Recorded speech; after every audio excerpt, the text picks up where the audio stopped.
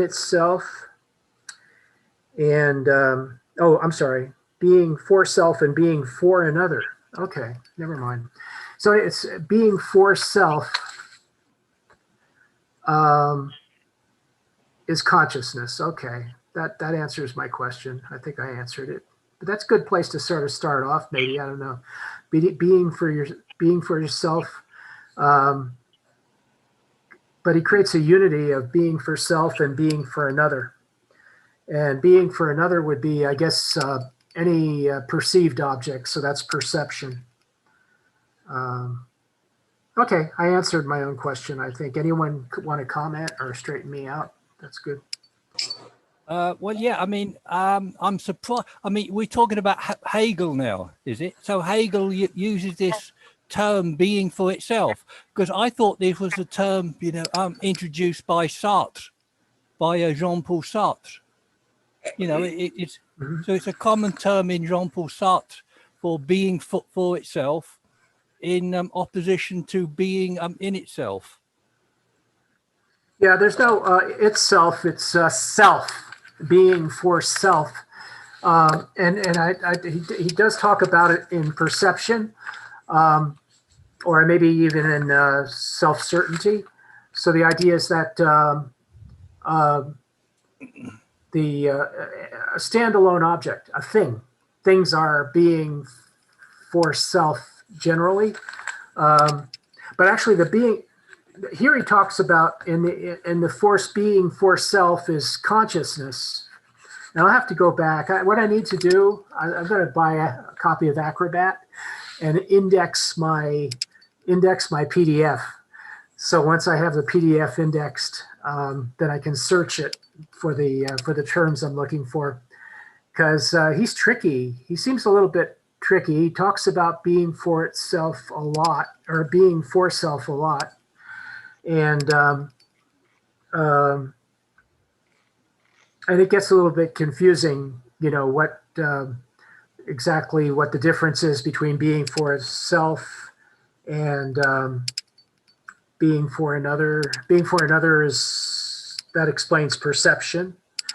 It also explains apprehension. So self-certainty, not self-certainty. What does he call it? Sense certainty. Sense certainty. Yeah. Mm-hmm. So that's being for, but that's being for another, sense certainty, I think. I mean, I am sort of just walking in the dark here, but I mean, for me, Hegel is somebody who's interested in the relations between one's consciousness and other, you know, and the other. And vaguely, I remember somewhere that he's got this idea of God, which has to become man in order for him to know himself. You know, so this notion of you know, otherness for the absolute spirit God, and otherness for mankind or consciousness, which has to know itself perhaps in some way through other people. So I mean, you know, it's the idea of a dialectic here that I'm trying to get to grips with. Yeah, it's trying to show the dialectic that's everywhere, the dialectic that's in everything, the dialectic that's shared between humans and life itself, and essentially the whole society, so that the whole world participates, or at least nations. At least I think his point is nations have their own dialectic. So there's a dialectic of America, or maybe a dialectic of the West. That's the current ideology, and then there's and he believed in a separate dialectic of China, dialectic of India, and so forth. And then, of course, further from the dialectic, there seems to be a synthesis moving on in Hegel's mind to a totality of a synthesis. You know, something perhaps seems to me like a cosmological order. a synthesis on a cosmological scale. I mean, I'm just thinking out loud because I don't know, you know. He was very deliberate about what he would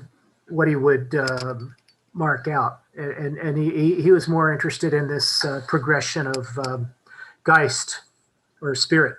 So he would and you started out by talking about that, Derek, the idea that absolute spirit could be God, and that it would be resolved through a dialectic. So it's kind of like, it's a lot to ponder, because I always believed that he was, when I was young, I was kind of a Marxist. And I always believed that he was too fast off the trigger. He didn't really understand the social dialectic, was my thinking. But now that I'm older, I just want to kind of revisit that. I'm not sure if I'm going to become a classic Hegelian, but since I know that his concept of mind is so useful, it kind of it basically energized and supported a whole generation of young people, and changed the fabric. In a lot of ways, I think he changed the intellectual fabric of the world. So since he accomplished so much as a philosopher, I'm kind of like interested in some of these other aspects of his thinking, like how does the society as a whole become influenced by the dialectic of mind? Because he spends a lot of time on mind. He spends, like, there's, I guess, two full sections here, all the way up to the freedom of self-consciousness, right? And then observing reason is another chapter, yeah. So about half of the book is on mind, either the mind of the self or the mind of the self and others. So, and then that provides grist for the elucidation of society or spirit as a whole, taken as a totality.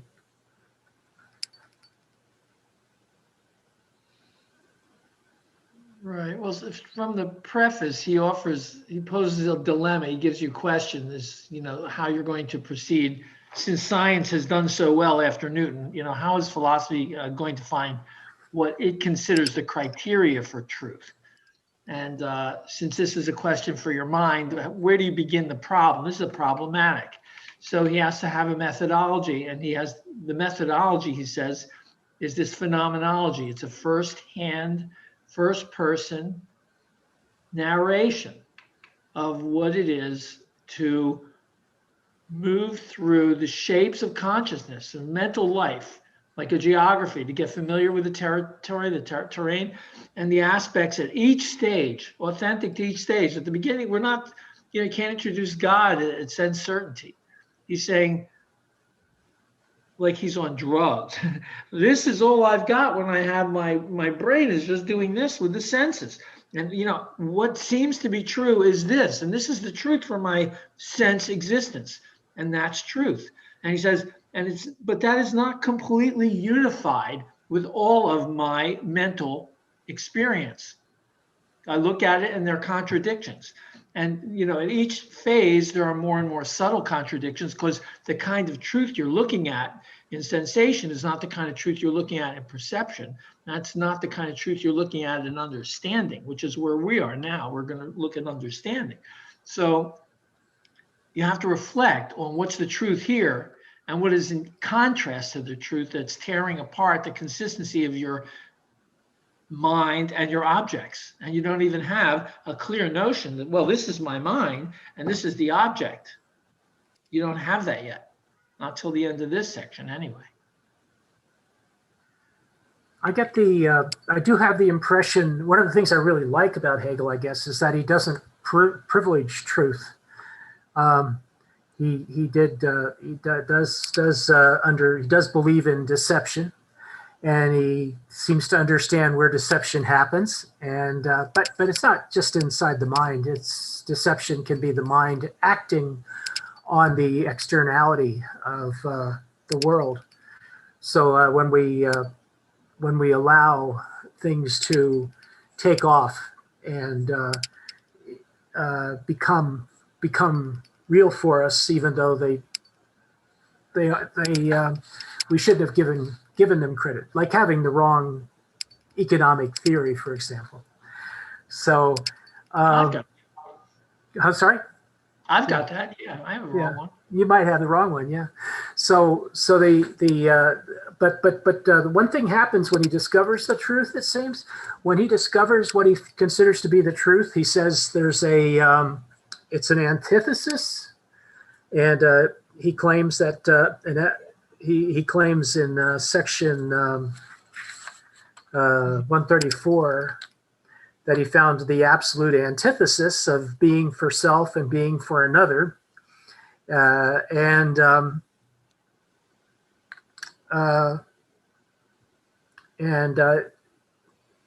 it's positive as self-identical essence, and you can tell when he's excited. I mean, this is like heaven for Hegel. Antithesis, posited as self-identical essence, is like basically as in the unity of being for self and being for another. It's like the marriage of reality or externality with consciousness. So so there's a eureka moment that occurs, and I am going to go pay the $15 a month for Acrobat and index the PDF of this, because I think it's interesting to go. It'd be interesting to go back and find out, where else he used these same terms, and because he does use this kind of jargon. He does use this very, very slippery, objective, almost Kantian jargon quite a lot.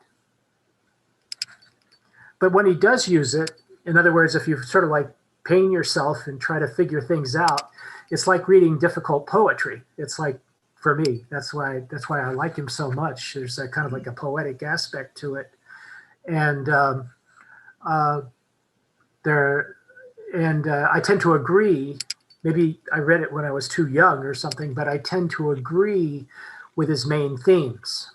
That consciousness is a great power and self-justifies itself in its determinations, or not just decisions, but its reckonings, the whole scope of consciousness, and that I was listening to a lecture by somebody important, and his name is Justin Burke. He's on the Virtual Philosophy Network. And so I listened to Justin Burke, not the whole thing, but I listened to the tail end of it, and the guy is really an expert. One of the things that he did say, is that Hegel spent a lot of time searching for the method to use to examine his consciousness and try to examine the relationships between consciousness and nature and consciousness and life. So I thought that was a very rewarding session, even though I didn't actually hear most of it. Was that this week? That was 2 days ago, I think. They did the end yesterday. of Nature? It was yesterday, yeah. Yeah, it was on Nature, the end of the Encyclopedia Part 2. That's right. It's the Encyclopedia group, yeah. Yeah, so what struck me about the piece that David read out is that Hegel's method, to me, was strikingly like something Husserl would say. And I didn't realize that the phenomenology of Hegel could be so, akin to the phenomenology of Husserl. I thought of them in the past as quite different.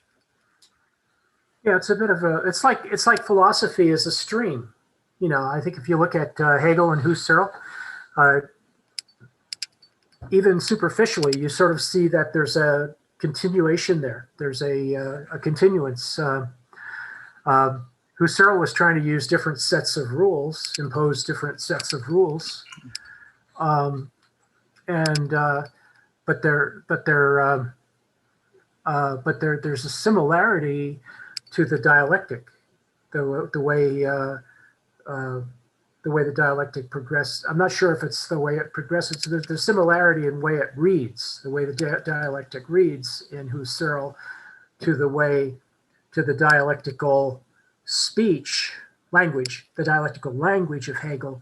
There's some similarity there with the dialectical language used by Husserl, at least in one of his books. I forget which one I was reading, but I recognized it right away. This is like Hegel.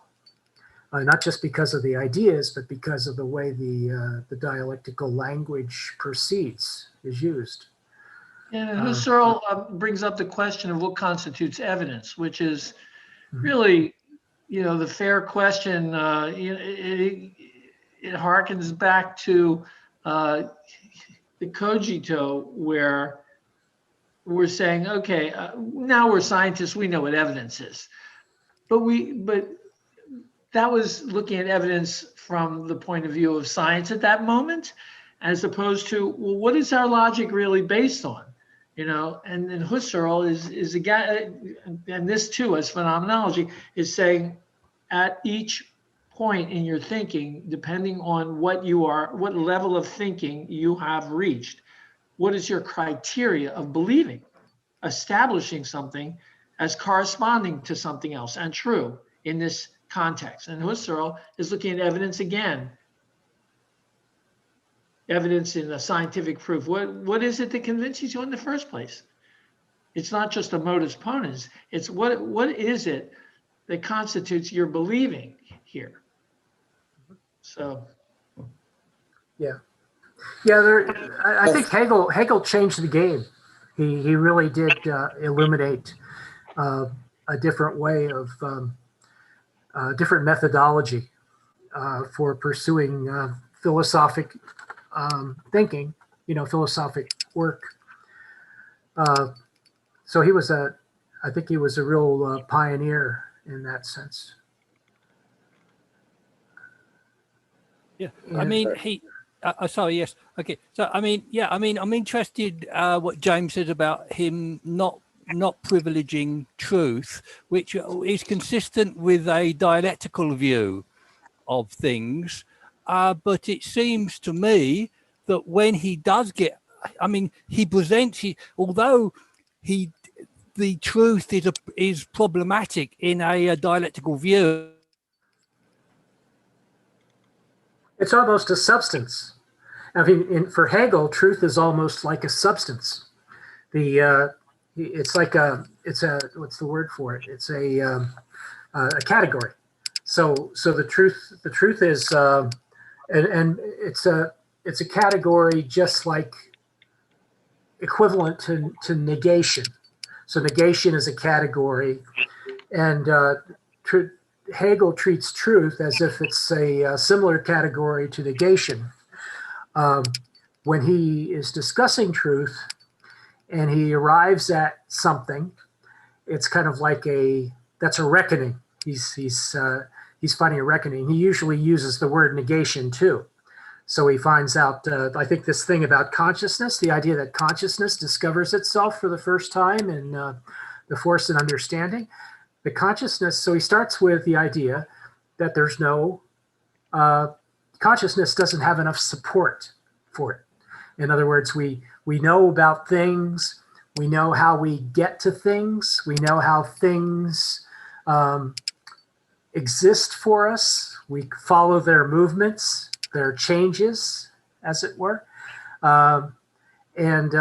So we're aware of all that, but we've arrived at a place where it's just as easy to be wrong about those existences as it is to be right about them. In other words, we're in danger of sort of like falling back into a skeptic trap. And on the other hand, you have the dualist trap. So you want to avoid those traps, right? So where Hegel is going is he's actually privileging negation. In other words, if something comes into contact with something else, it's likely to be negated. So if you have, the senses, the sensations, the photons, and all that, they're just as likely to end up changing your mind about something as they are to, or introducing new information than they are to continue your current views. And of objects, at least, right? So the negation is like an example for Hegel, becomes like an examination of conscience, and then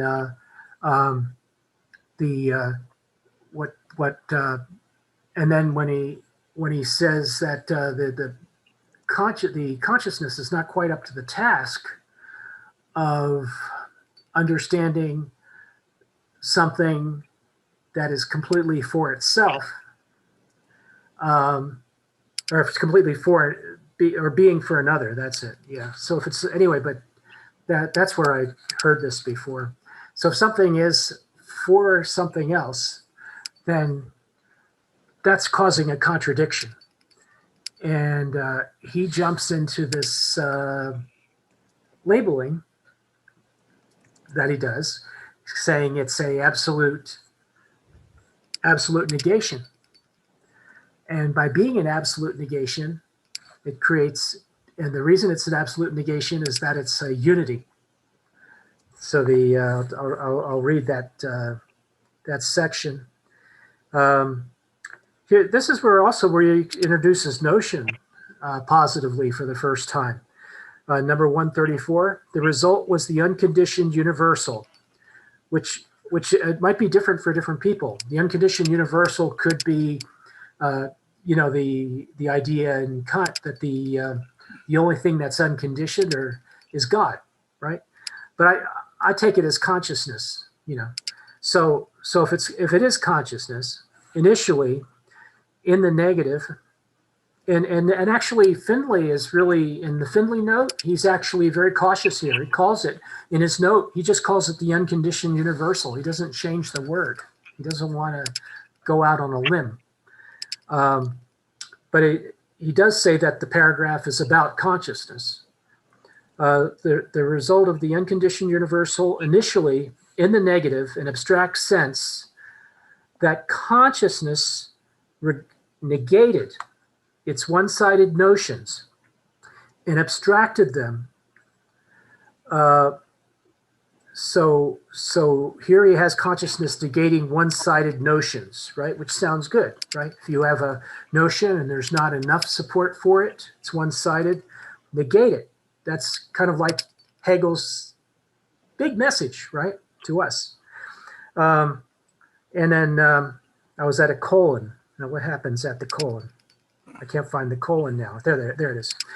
In other words, it gave them up. So, right, what I just said, give it up. But the result has implicitly a positive significance in it. In it, the unity of being for self and being for another is posited. In other words, the absolute antithesis is posited as a self-identical essence. At first sight, this seems to concern only the form of the movements and reciprocal relation. But being for self and being for another are the content itself as well, since the antithesis in its truth can have no other nature than the one yielded in the result, viz., that the content taken in perception to be true belongs in fact only to the form, in the unity of which it is dissolved. So the content is likewise universal. There can be no other content which by its particular constitution would fail to fall within this unconditional universality. A content of this kind would be some particular way or other of being for itself or of being in relation to another. But in general, to be for itself and to be in relation to another constitutes the nature and essence of the content, whose truth consists in being unconditionally universal. And the result is simply and solely universal. So he always finds about 10 different ways to say the same thing, I think. And what I hear in this paragraph very strongly is consciousness for the first time.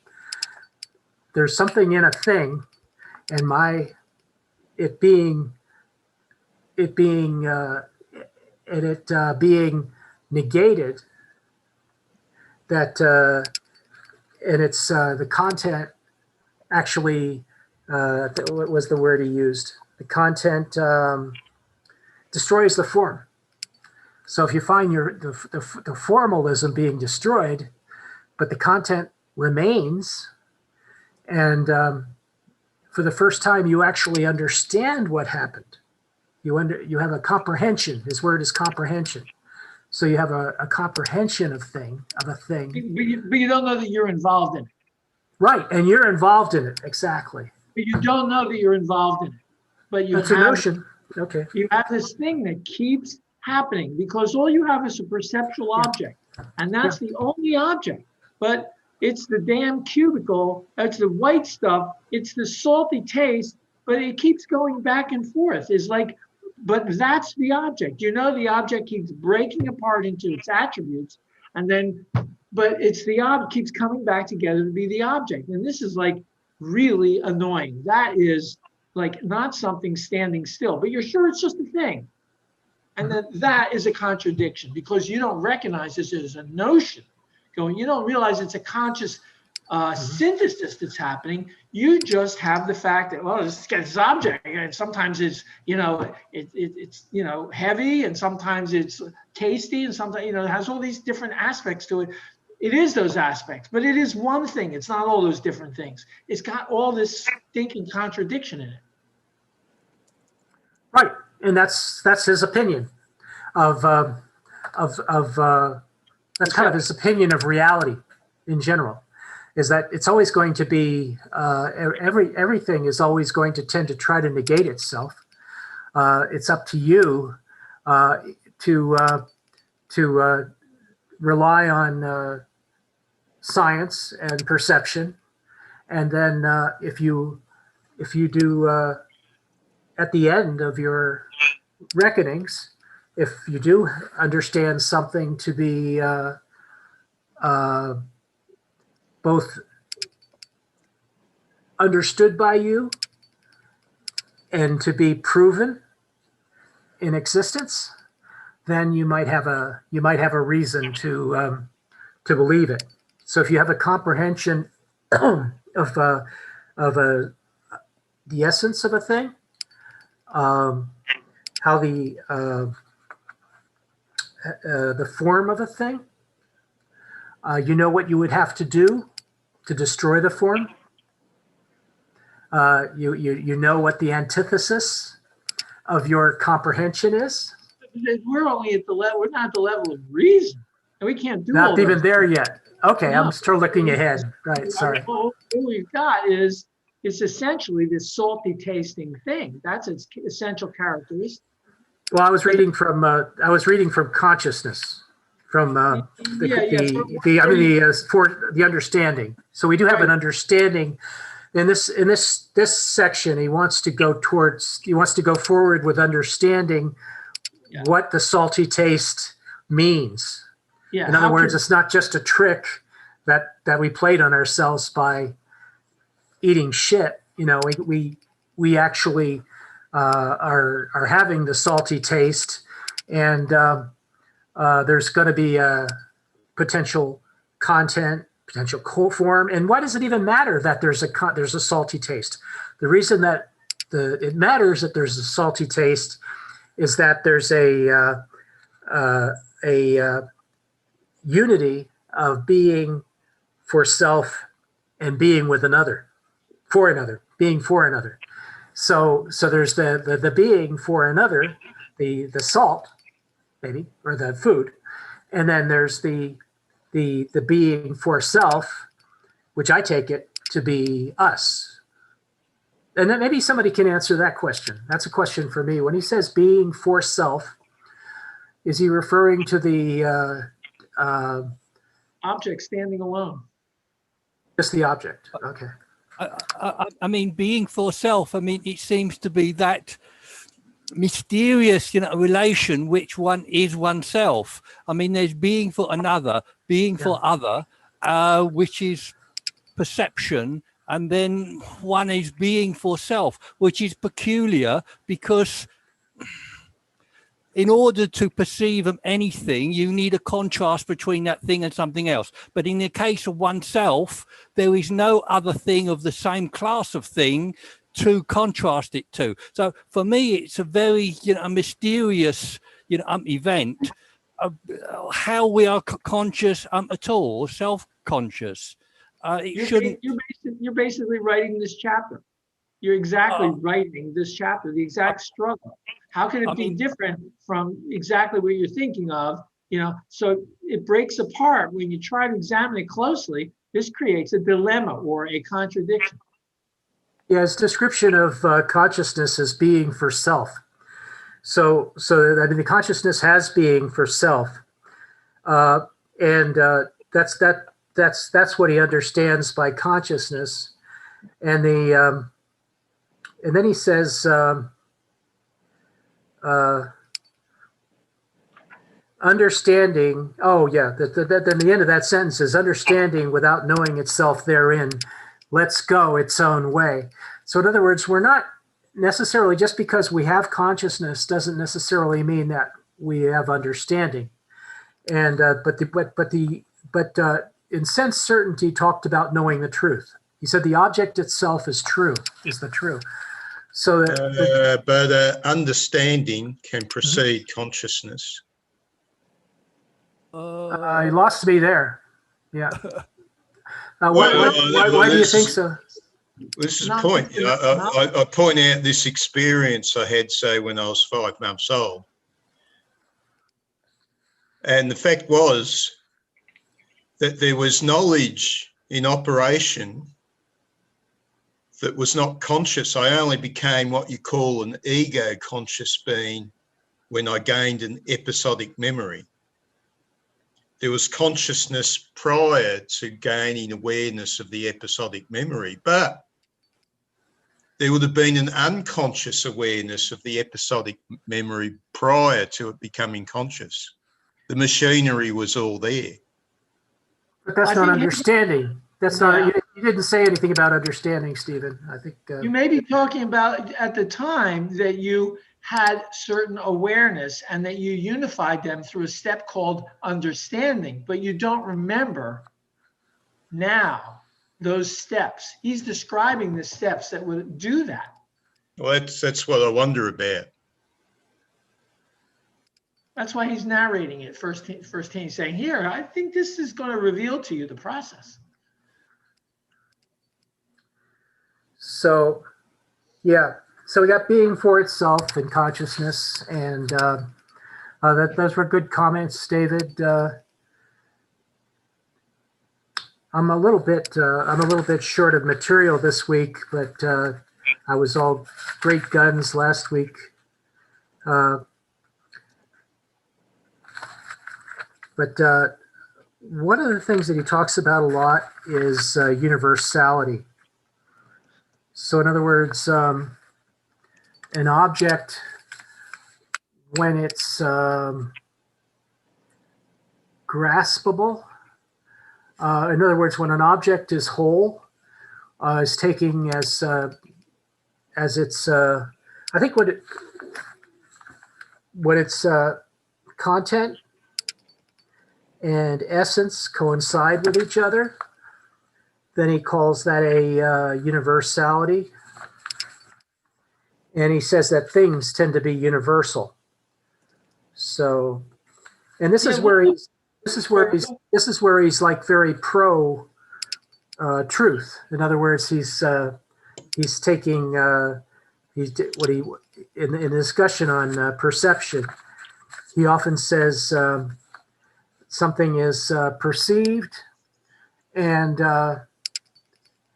it's the content of its perception is noted, but then the perception changes, and different facets of that perception are negated. They come into conflict with each other, and as a result of that conflict, some of that content is negated. But at the beginning of the chapter on perception, he says that if the object replaces the previous object simply, in other words, one object that's the result of a resolution of a, what do you call that, a synthesis, as you say. If the synthesis occurs, then if the object replaces the object can replace the previous truth and becomes the new truth. And then so it just takes the place of what was true before. And then he goes into detail and says that if you end up with two objects, because what will happen is the object will tend to split. So you'll have the original object, but you'll also have the difference. And if the difference, in any sense, separates into a second object, then you have a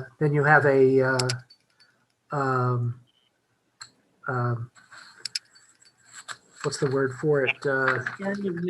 Contradiction. You have a contradiction. So now you have two objects, and we would like to kind of like merge the two objects, and maybe it's possible. Maybe it's possible to actually merge two objects into one.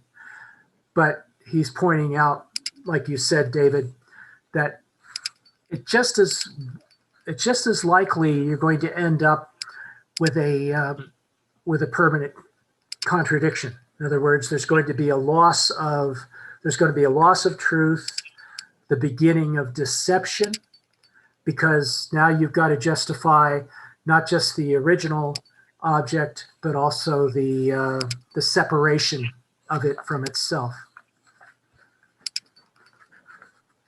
Yeah, so I think you find that in Hegel, the term truth applies, sincerely and specifically to a certain thing at a certain stage. Right. And then later on, you're using truth in a completely different context. And I don't think he goes back and crosses the word out, but there's a difference between asserting the truth of your perceptions and asserting the truth of your sensations. And they each have truth. The greenness of the billiard ball was really truly greenness. But when you found out that it was actually a plant that was growing on the table, okay, your perception was mistaken, but the green was true, but your perception was wrong. Now you got the truth in your perception. And, you may come to an understanding of how this could possibly, something else. So there is truth in each of these, but they each mean something really different.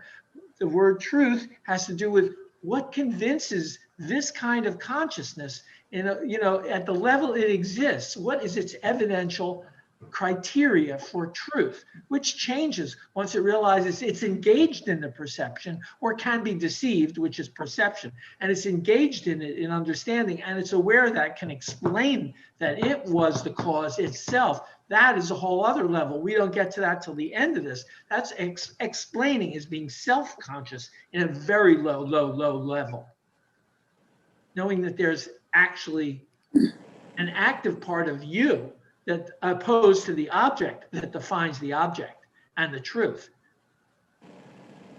Mm-hmm. Up to now, the deception was the object fooled you in perception. In understanding, you realize you have something to do with it. It's not the object fooling you.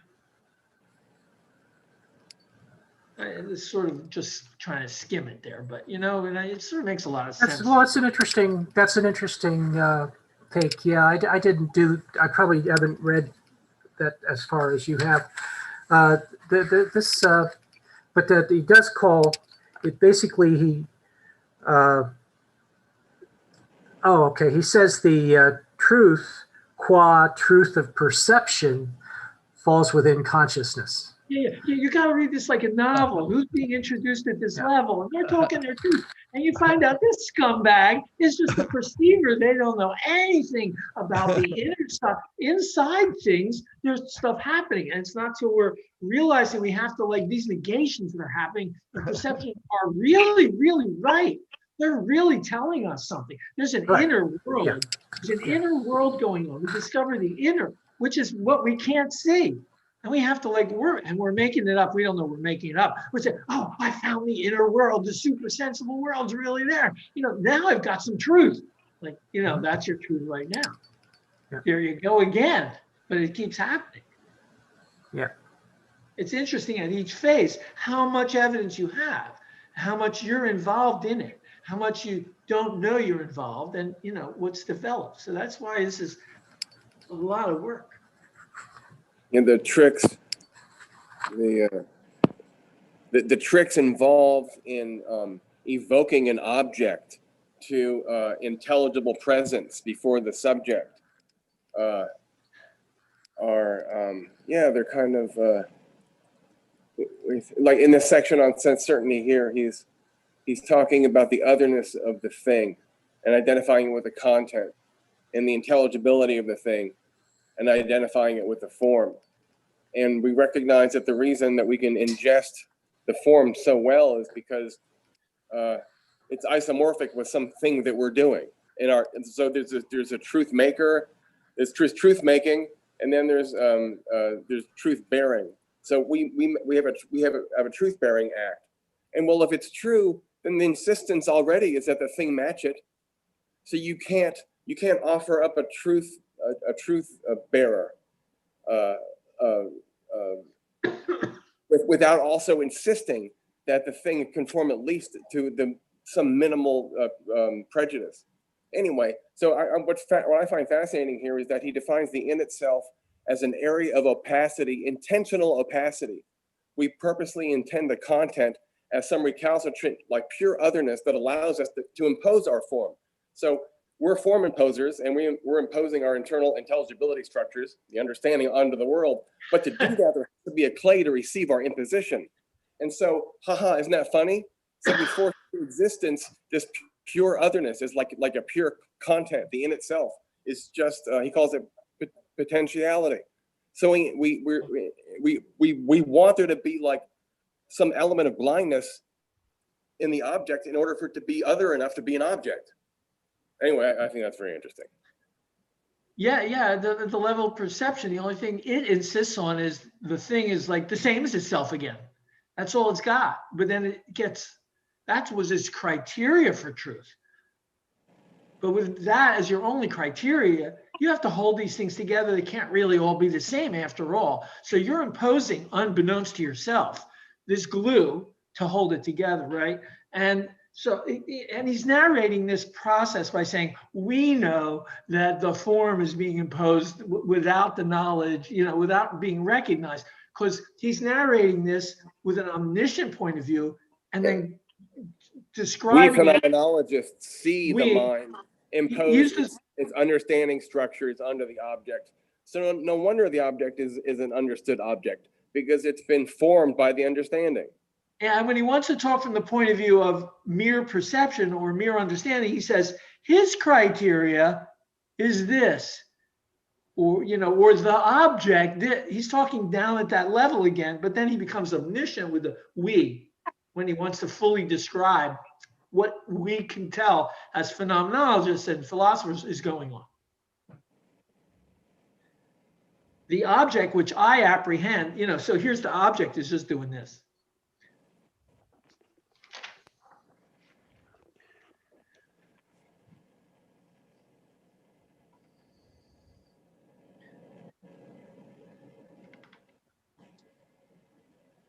Well, oh, were you? I thought you were looking up something. Okay. Yeah, that's. So anyway, that was the idea is that there's a targetness aspect to the knowledge situation. There's a targetness, and in the targetness is essentially otherizing. Intentionality is essentially outwards reaching. So in order to function, it has to be other. Anyway, and so he talks about this quest for truth is generating a series of deformities, and we're looking to obliterate otherness. This is the quest. The quest of understanding is to obliterate otherness and to see how everything that's there is really you're seeing, I guess. That's when victory occurs. Victory occurs when you see that the intelligibility of the thing has been you all along. Well, I don't think we learn that in this level, because what we see is that there is an inner something going on, and that we realize that inner thing is a regularity, and it's happening in that object, and it's happening in the world, and we see this as a law that's going on. So we see forces and laws and universal rules applying in the object, not knowing that it's us. We just see that that's what must be going on the inside of this thing, because otherwise I wouldn't be holding together. So look, but what is force according to him? It's knowing that one thing is interacting with another. So force is already tearing apart, not unifying. But force is this unifying idea that's all, gravity is one thing happening, not two things pulling each other. It's this one commonality that all is always the case. He's like working with, how can this inner unity of force, which makes it all work, break apart? So it appears in an extended and multiple form on our plane, but in itself, in its own realm, it's like a super unity that's hyper to us. And when it dips itself down into here, we get motion and relation and difference and connection. Right. Well, it sounds like early science. You think it's like it's inside the, the universe, and then you realize, well, I'm imposing some order on this, and well, what's in me and what's in it? Yeah. He's breaking this down by saying, first you see the laws happening, and then you realize that doesn't fully explain it, because you're full of paradoxes now. How can the object here be affecting the object there if they're independent? And the law is the one thing unifying them. What's this? Yeah. I see. Yeah. It's not transitivity that's going on. It's a unity behind the scenes choreographing that's going on. And you're making it all up. Yeah. You see what's behind the screen? Everything I imagined.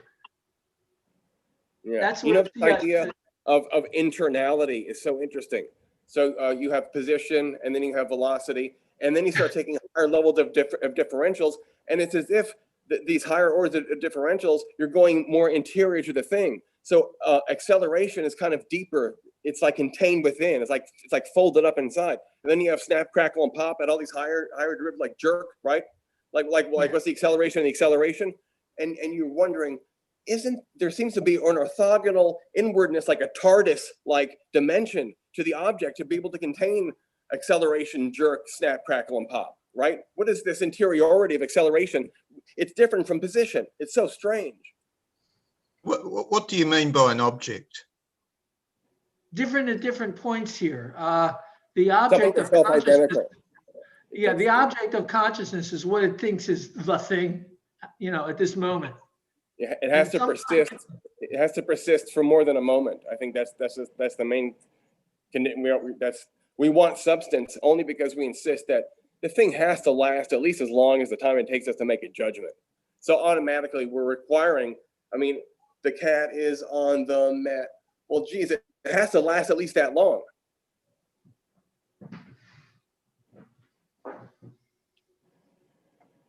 So that's one condition, I guess. It would be a trans-temporal unity.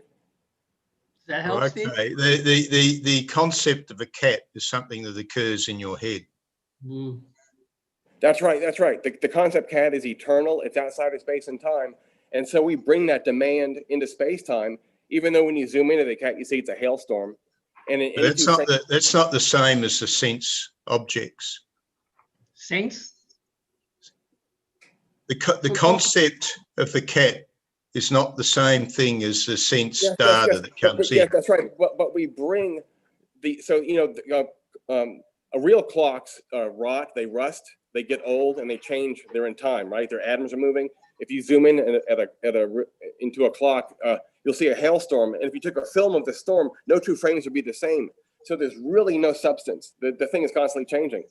But our concept of a clock is something that it never ages, it doesn't rust, it's always in perfect floating off in Platonic space. So it could be the case that our belief in substance has something to do with the fact that the concepts that we use on objects are themselves outside of time. And so we want the object to have a minimal amount of togetherness, because our concepts are super together and they're not changing. They're like, they're frozen. And so we bring that fictitious stasis into our perception by inventing this fiction of substance. Okay, where do you think the archetypes come from? What archetypes? Are they floating around in some cosmic Platonic realm, or are they something in your head? I think they're all learned, like Locke said, except for a real small handful. So space, time, body, substance, quality, property, and causality. That's my list. Those are the categories. Everything else, you have to learn. Cat is not a mat and it's not a table. All that stuff is learned. So everything in Platonic heaven is learned except for what? Mathematical objects, and then all the categories. And you might have to learn all this stuff actually before you have any ability to form enough memory to make sense of the fact that you were learning it. You know, if you raise cats in an environment that's artificial and only has horizontal lines, and they did this at MIT, and then you let the cats go into a room with vertical poles, they walk straight into them because they didn't form the neural structures to perceive vertical lines. So you can argue, you know, is it inborn or is it learned? Yeah. I mean, yeah. I mean, David's earlier comment was you're making it all up. I mean, I know it was a quick something to say to try to grasp the idea, but it doesn't seem to give credit to what's going on here, of course. You know, Scott seems to be taking a similarly Kantian line where time and space kind of like it doesn't really exist. I don't know whether that's Scott's view or not, but I mean, there seems to be something. I mean, there are structures of a consciousness, I think, that are transparent to us when we look at the object, when we are conscious of ourselves, when we're conscious of something, we see the something, but there are a whole host of things going on, ideas that we've learned, but also structures that give, you know, a synthesis and unity to our perception and our consciousness. I mean, I'm interested in that. I'm interested in those structures, I think, that give, you know, a unity and perception.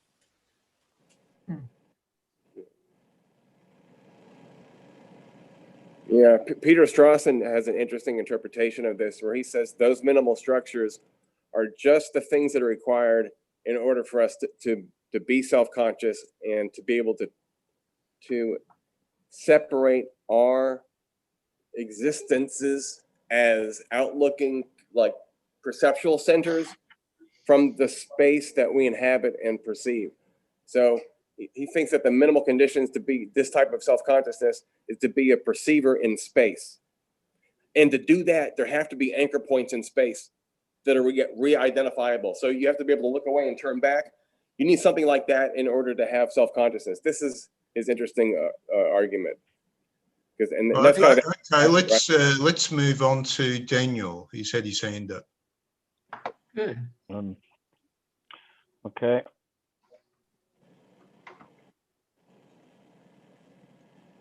You got something for us, Daniel? You're muted, Daniel.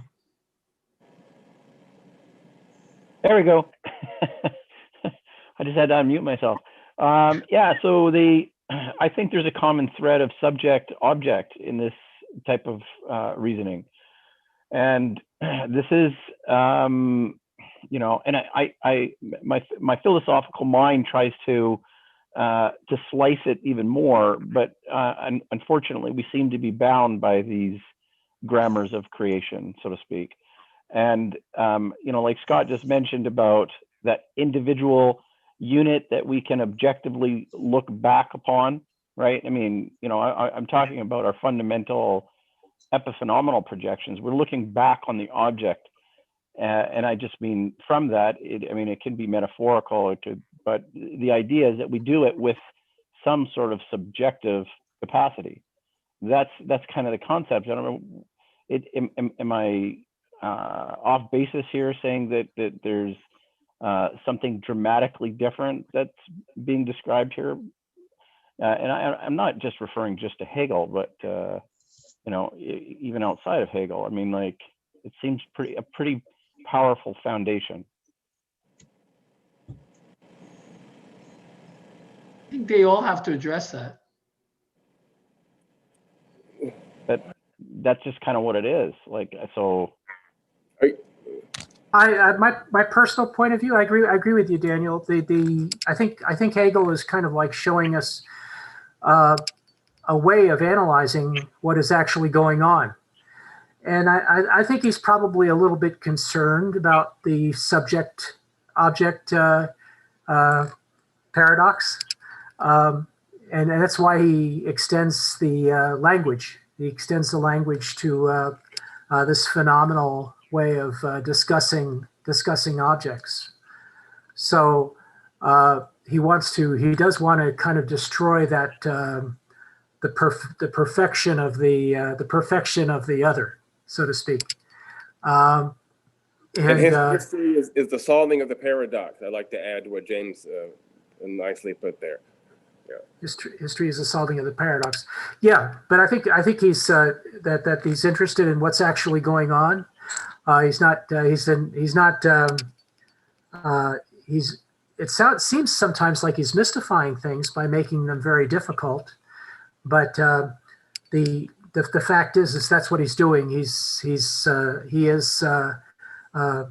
destroying the old paradigm of whatever works in language is what happens, and nothing else is happening. The Aristotelian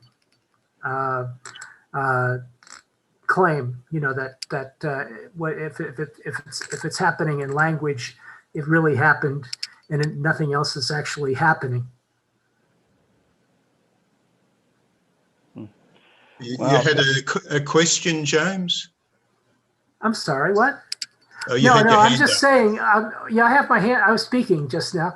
I have one my more point thing is after that. Yeah, go ahead, Daniel. But just saying that, you know, I like that idea that there's nothing here that really contradicts, you know, what we do when we ordinarily think about things, other than this tacit idea that there's always a subject doing something or receiving something from an object. And I think Hegel has been kind of like showing us how we receive things from objects, but he's going to turn that around, and he's extending the process out to various logical conditions that haven't really been tried before, you know, like substitution, absolute negation, and I made some notes about that. But yeah, the idea that there are several different categories of absolute change. Go ahead, Daniel. Sorry. Daniel, Yeah. Lucas typed an answer. I think he hasn't spoken up, but he sort of, this last thing he typed in, the development of spirit, which is this book actually, is the self-overcoming of the subject-object duality, the divide. So this book is describing that process, and not merely in the final analysis. The whole way, this divide is continually undermined and problematized. So this is sort of a phenomenological, as a narrative of that experience of overcoming the distinction. That's very good. Yeah, I want to share with you guys a project that I was working on, and I ran into this problem before, I think, as many philosophers do. The approach here is to say, because I've been challenged with that myself, and I find before I get sucked down a rabbit hole of semantics and definitions and classifications, which to a small degree and sometimes to a large degree, I find philosophers of our historical canon seem to just reclassify things. Now, I'm not saying entirely, but they reclassify things, gild the lily, so to speak, make small improvements, but there's an essence of identity or personal stamp they're trying to put on it. Are they making something? Are they achieving anything new? Are they putting forward a discovery? So anyways, I wanted to just let you guys know about how I tackled this problem several years ago. The inspiration was from the Hellenic, basically like the Hellenic cadence of early thought,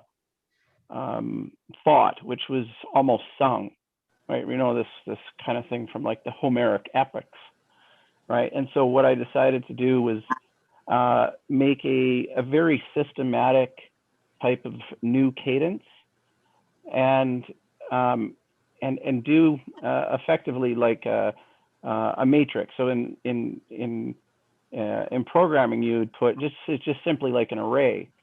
And then I wrote this book called Thinking in 50 millisecond increments. So earlier on, I think Lucas said something about deduction from transcendental deduction is not possible. I'm not sure if he said something like that, but the effect was very interesting to me, because you could effectively start to program some sequential threads in this framework, which I was experimenting with. Again, the concept is thinking in 50 millisecond increments, right? We can't do that. It's not possible.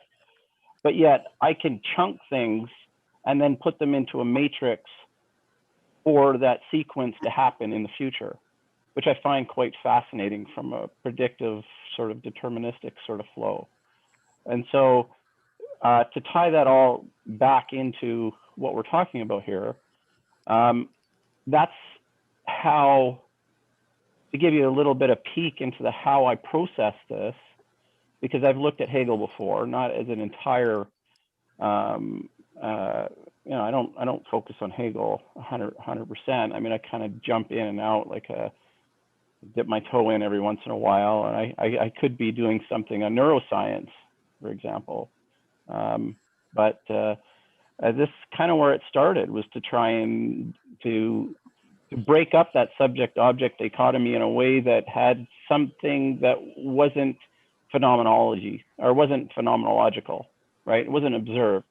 Although the foundations of the 50 millisecond increments were all observed, they were all subject-object, they were all basically interlaid into the matrix sort of thing. Anybody understand what I'm talking about? I guess so. The matrix concept is, I guess that's problematic for some of us. But I should clarify for anybody making a jump to say the matrix as some sort of like other portal. It's not. It's about just making suppositional statements and putting them in a spreadsheet. That's what I mean by a matrix, an array, right? Just like just like a coordinate system. Here's like A1, A2, A3, A4, right? And then being able to, you know, and then draw whatever conclusions you have from that. But that's why the title of the book was Thinking in 50 millisecond increments, according to an AAAB, AAAB, AAAB, AAAC, like, you know, kind of like a poetic sort of thing, right? I'm getting the feeling that the singularity is a lot closer than I thought it was. Oh, shut up. No, I like where you're going. I mean, the idea that mathematics has something to do with math and science. I think this is something that is very present for Hegel in his time. And the idea that math and science need to contribute to are basically forms of spirit that need to be investigated. And the one thing that I really like in Hegel is the use of the substitution principle, the idea of putting truth and negation on equal footing. That it's just as important as it's just as important that we collapse a theory or discard a theory as that we adopt one. So, and so this whole but the especially the use of the substitution principle is really brilliant for me, and putting one concept in place of another, and then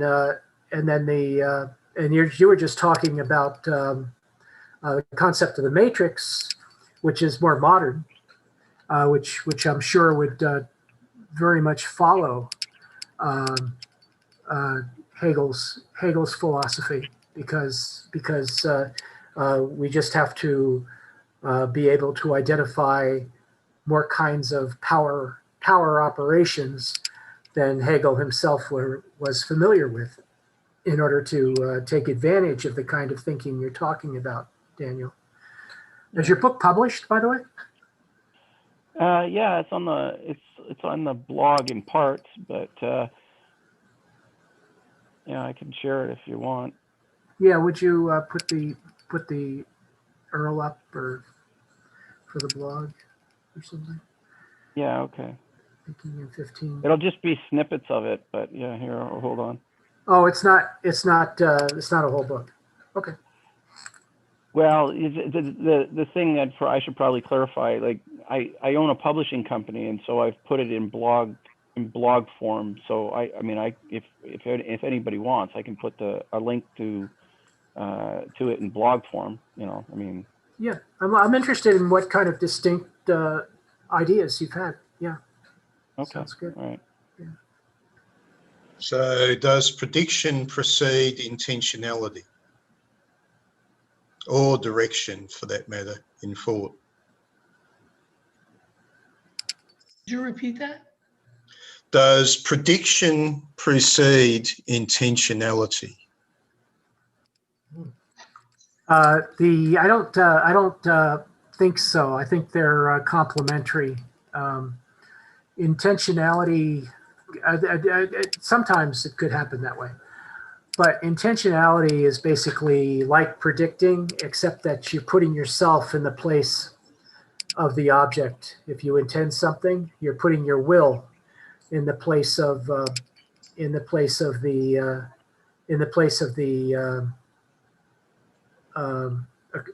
object.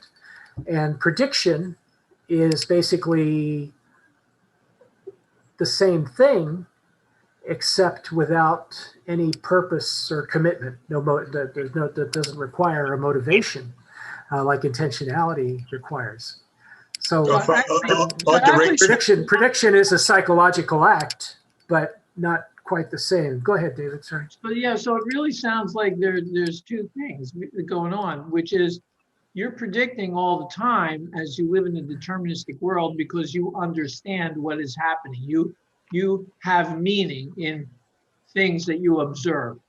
Your intention is the creation of a new object. A new object is what it means to intend. You create, this is going to happen. And then to make it happen, you do predictions about the action that will make it happen. You're now predicting back in the world of the laws of nature as you understand physics and the way things happen. So your intention is one thing, an act, but it's embedded in all these predictions, which is you using your imagination. Your imagination was also the way you created the object. So do you think that intention applies to, David, do you think that attention applies to things that you don't will? In other words, if we just simply dispassionately think that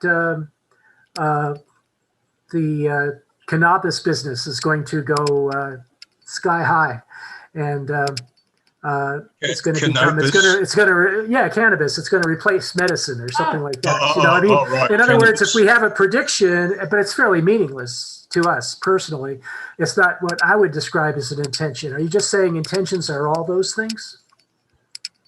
All those, everything that's a prediction is.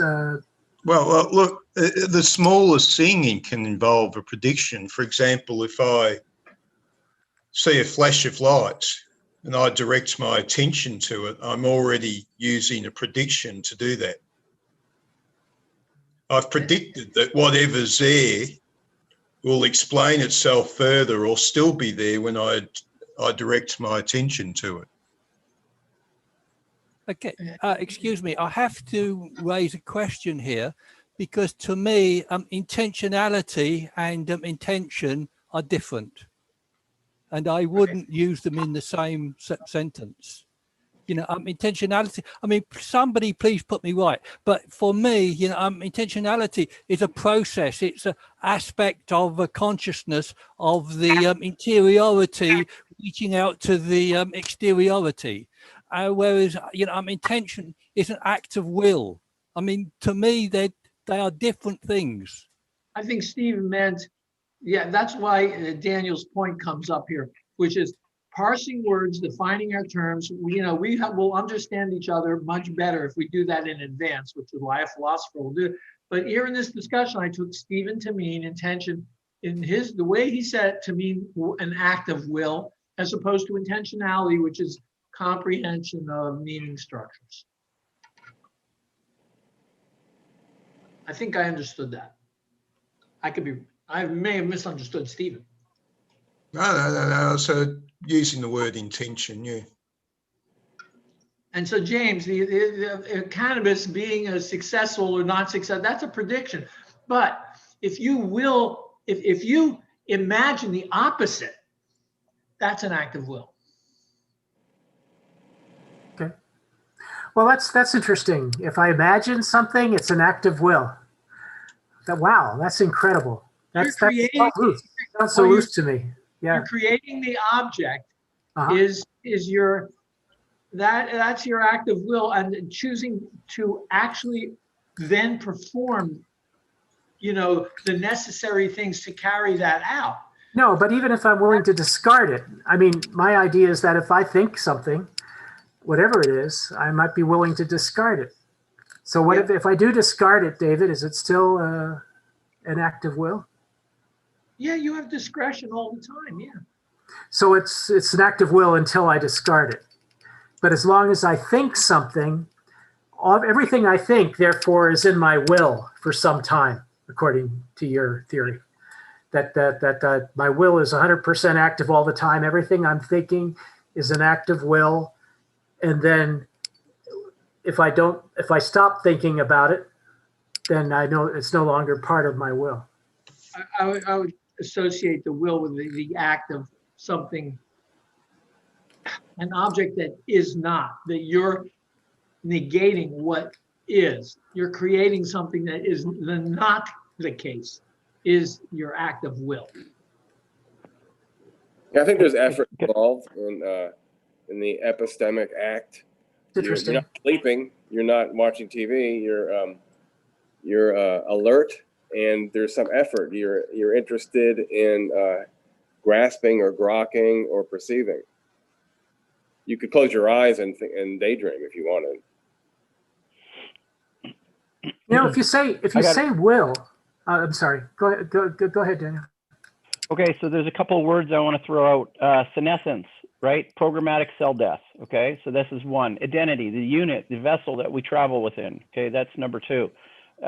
Number three, I think one thing that's been missing since Stephen actually brought up the concept is time, right? The fluidity, or the not fluidity, the linear aspect of time. Okay. And so we have to kind of question that, even with this. And so what is our barometer? What is our measuring stick for that? And so then I'll return back to that concept of the senescence, the programmatic cell death. Now, Okay, well, that is all kind of viewed through the lens of identity, the vessel from which we project, right? That's kind of how I would answer Stephen's or comment on Stephen's point. And so I guess the real emphasis is that time is a vector, right? It has a direction, right? And I found the thing on the blog to post, so I'm just putting it in right now on the chat.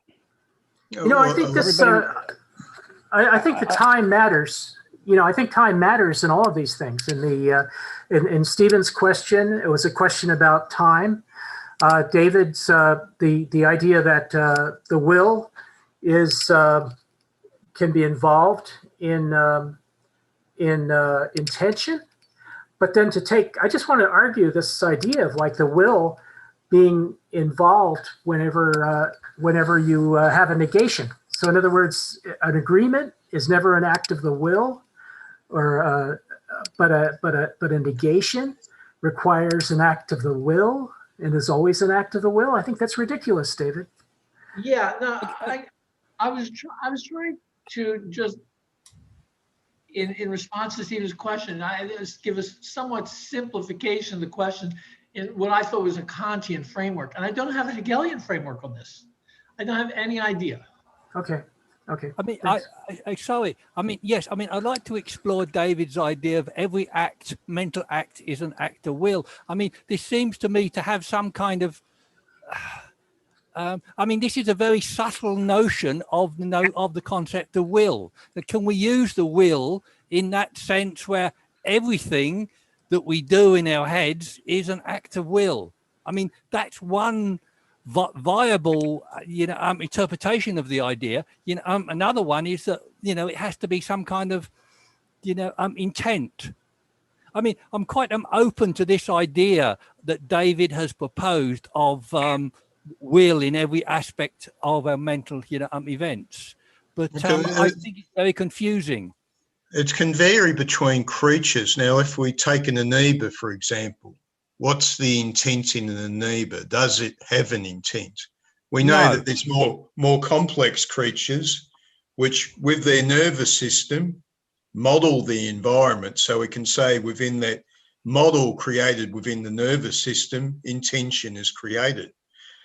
But what's going on with the amoeba? The amoeba does react to its environment. It has to determine whether that particle out there is food or something bad. But is that really a question? Is it a viable question? I mean, personally, I don't think it is. I mean, it's an interesting, academic question whether amoeba has, intention. But it's not a question for me because I simply answer it: no, it doesn't have it. It doesn't have, it might have an infinite level of a consciousness, but I'm not going to describe that as a consciousness. Some people think that.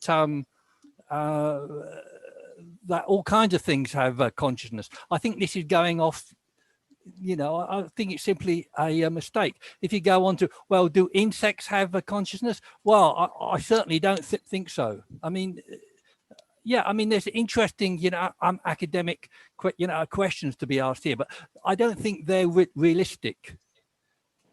I don't think it's really helpful to try to posit a theory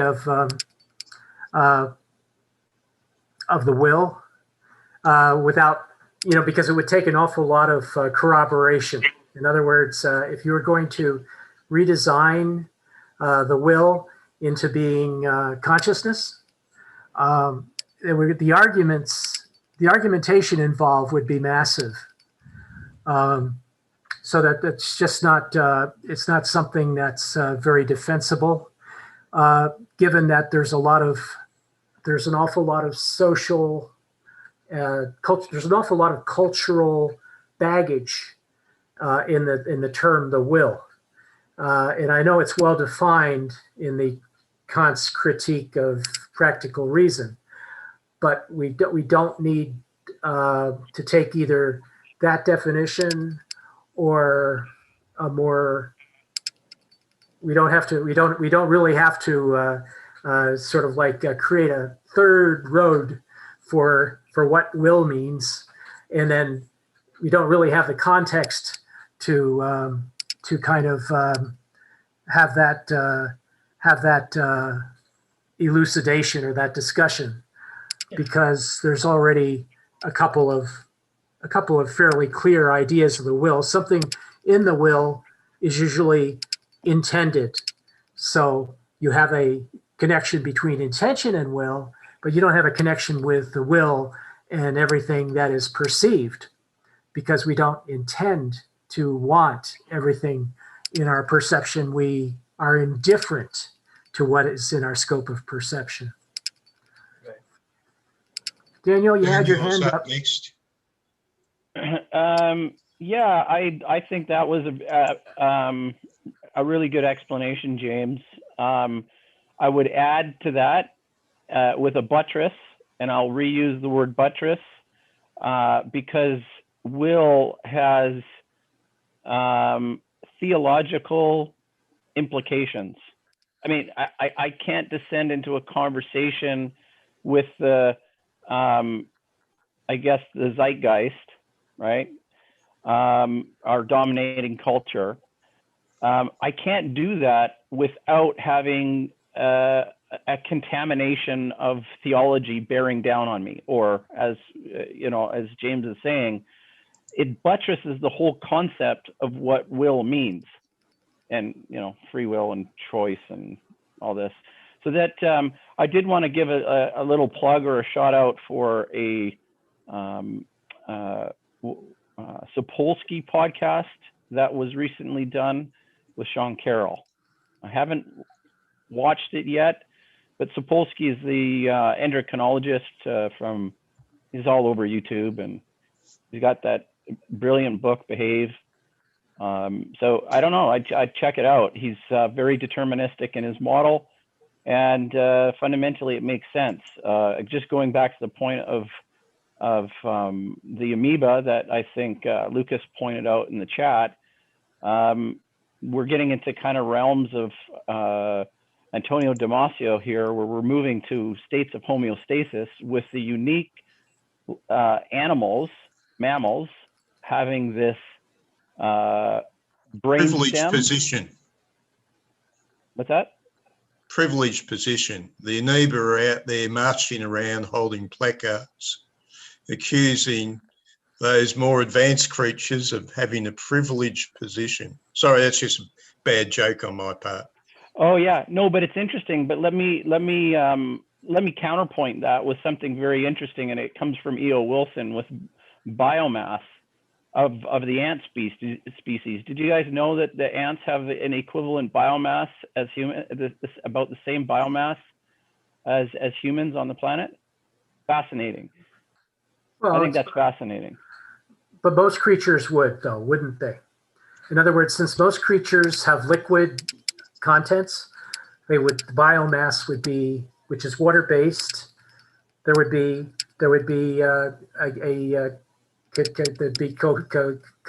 not coherence, but there would be congruence in the amount of biomass of the species, of the various species.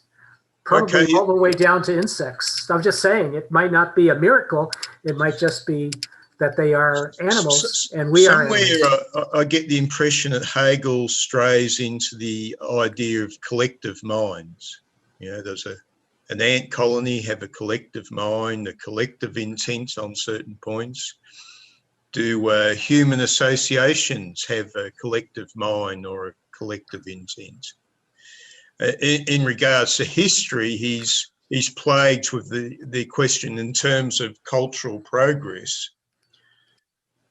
Is it the product of races, cultures, or is it the product of geographical locations? I think I have a strong opinion on that. Just say it, make it very simple and quick. I think because ants perform their social structure and other kinds of species do, and humans are collective, are in a collective kind of species too. We borrow from these other species in some of their forms of organization. So we borrow some themes and narratives and some of our principles from the way we see these other species performing their life, their existence in the world. So I don't think that's something that I don't think is an accident either. You know, the fact that ants have an exoskeleton, humans have an internal skeleton, yet have the same, amount of biomass. It's the other stuff. That's not the skeleton. No, that James, composes I don't know that. if you got my Yeah. if you got my point about biomass. I mean, if you dug a big hole. Oh, you mean filled it with ants? All of humans in a hole, and then you put all the ants in a hole. It would be the same mass, or put it on a scale. I heard that about planet. Right. And insects would outnumber us. Yeah, would outweigh us. Yeah. No, I mean ants only, though. Ants only. Yeah. Ants only. And so what's really interesting? So I misunderstood that. Yeah. That's fair enough. No, I mean I think this is really fascinating, and so and rather than it just being a narrative adoption, the concept of a hive mentality, so to speak, is predates the biblical or cultural evolution of humanity, right? I have to give a shout out to my buddy Scott over there. I'm almost done that series, bud. We got to do it. We got to rip it up. I mean, I would just like to say, I mean, I'd like to question Daniel here. I mean, why is it relevant? I mean, I don't see it's relevant that ants have the similar, biomass as humans. Or maybe he's asking a question about consciousness, whether groups that behave a certain way would be attributed these conscious attributes in a Hegelian phenomenology. Yeah, I mean, is it quite possible that Hegel was reaching that there is a and I don't even mean a form, because form to me means an imagined sort of ideal conceived in the consciousness of humans. And actually, we may be at that point where we're molding that form to something that's a little bit more coherent and scientifically rigorous, understanding the origins of how we evolved. And definitely there is a descent lineage that points to hive structures. I would just take a whack to say that, and this kind of matches up with what Lucas is typing in. It's sort of embarrassing that he's not saying for it, but I sort of agree with the gist that we're not talking about that there is a thing consciousness which inhabits a group of people who act a certain way. We can identify a substance in the world called consciousness, but when we see an act of a group, we explain it in terms of its purpose and what we understand to be its process. And when we do that, we use terms that we typically apply to conscious entities, like, okay, I apologize in advance. Oh, these Trump people believe this. Well, they believe it. Okay, so I've established something, a consciousness for a group. It's like not literally there is a Trump consciousness, but just this is a way to understand the activities of a number of human beings that are doing something. It's not a mystical claim. It's a claim about how the phenomenon appears to me as a conscious entity acting. And it falls into this book's structure of consciousness, that there was sensations and data and forms conceived on the other side. There was enough processing, in my mind, there was enough processing going on, and I could say there was a belief established and it was acted on. And I will attribute it to that entity called the Trump followers, No, but it's a way of speaking about what I observe in the world. It's a claim that is the right words to you, because you know what it means for there to be a belief and an act, and I see what I attribute as beliefs and acts and things like that. So what have I just asserted? I didn't say there's some over consciousness. I just said this acts like a consciousness in a certain way. I think that's all we're doing phenomenologically, is identifying aspects of consciousness. Well, I moved from being an Obama man to a Trump man sometime between 2012 and 2015. So I moved collectives. I have neurons that moved from one side of my head to the other. What do you think? So, but there was a difference in form between your statement and David's statement. So that was a good. I think I appreciate it for that being Daniel's being a statement with a different form. Looks like David's left the building. I'm tending to David Riol's left the building, I think. Okay, he'll be back.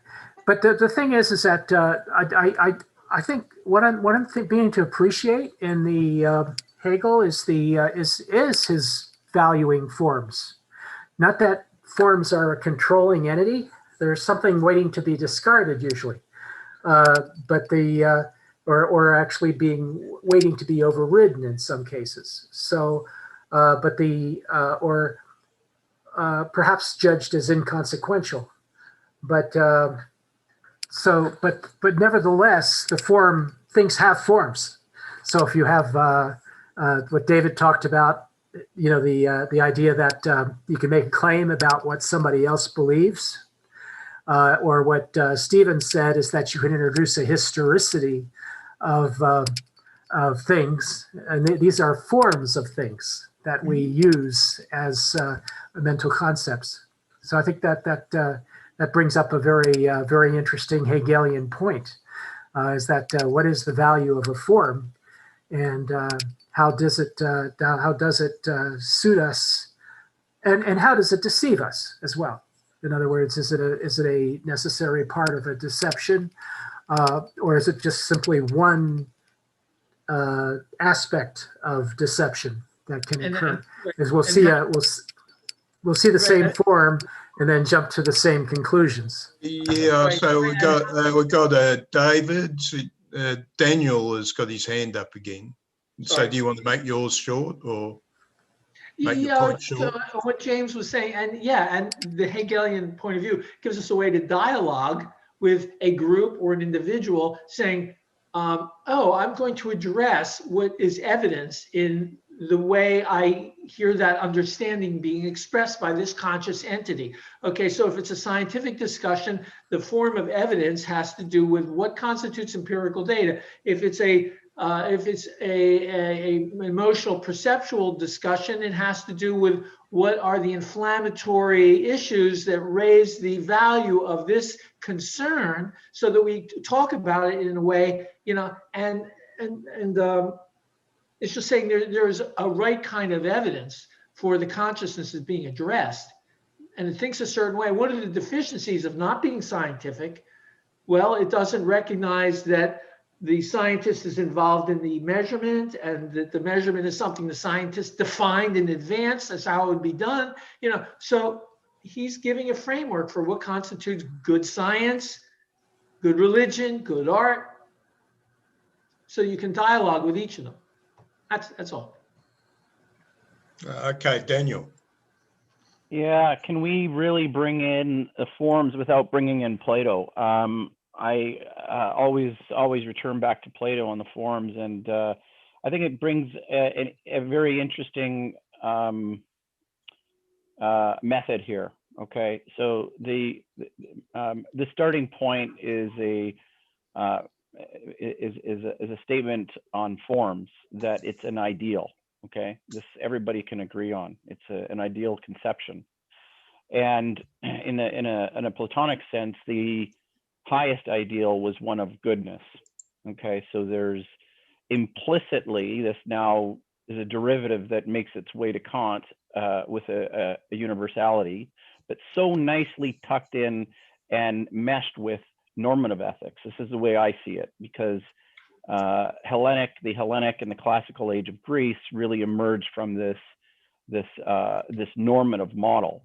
Now, it is very easy to take something from Plato, right? And I say I want to frame it with this statement and say something like the specificity is a fallacy in itself, right? And I'm kind of playing on this concept of essence, right?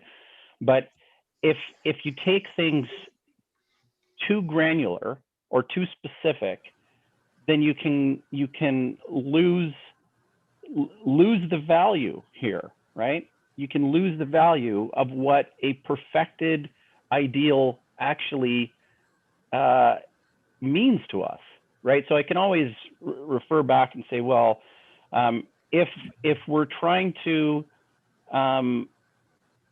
like break apart forms, we can only do so by coming to some sort of non-perfection. How powerful is that, you guys?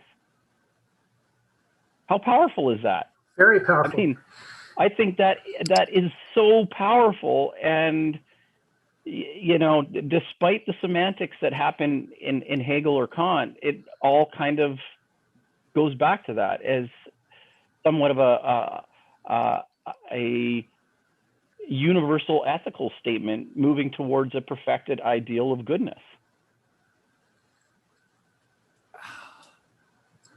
Well, I don't think there's I don't think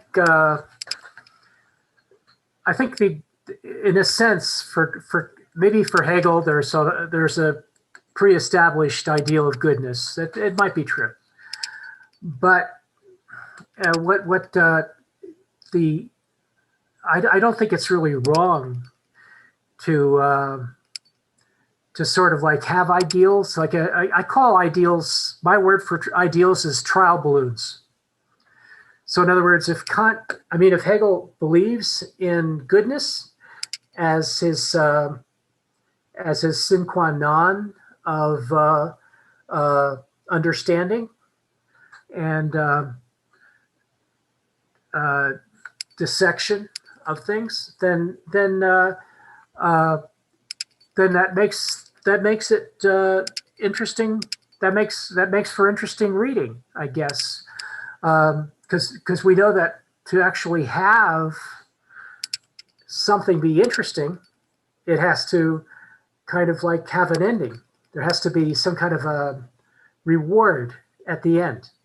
So if you end up with a concept like goodness as the reward at the end of a philosophy, then that should make it readable, more readable.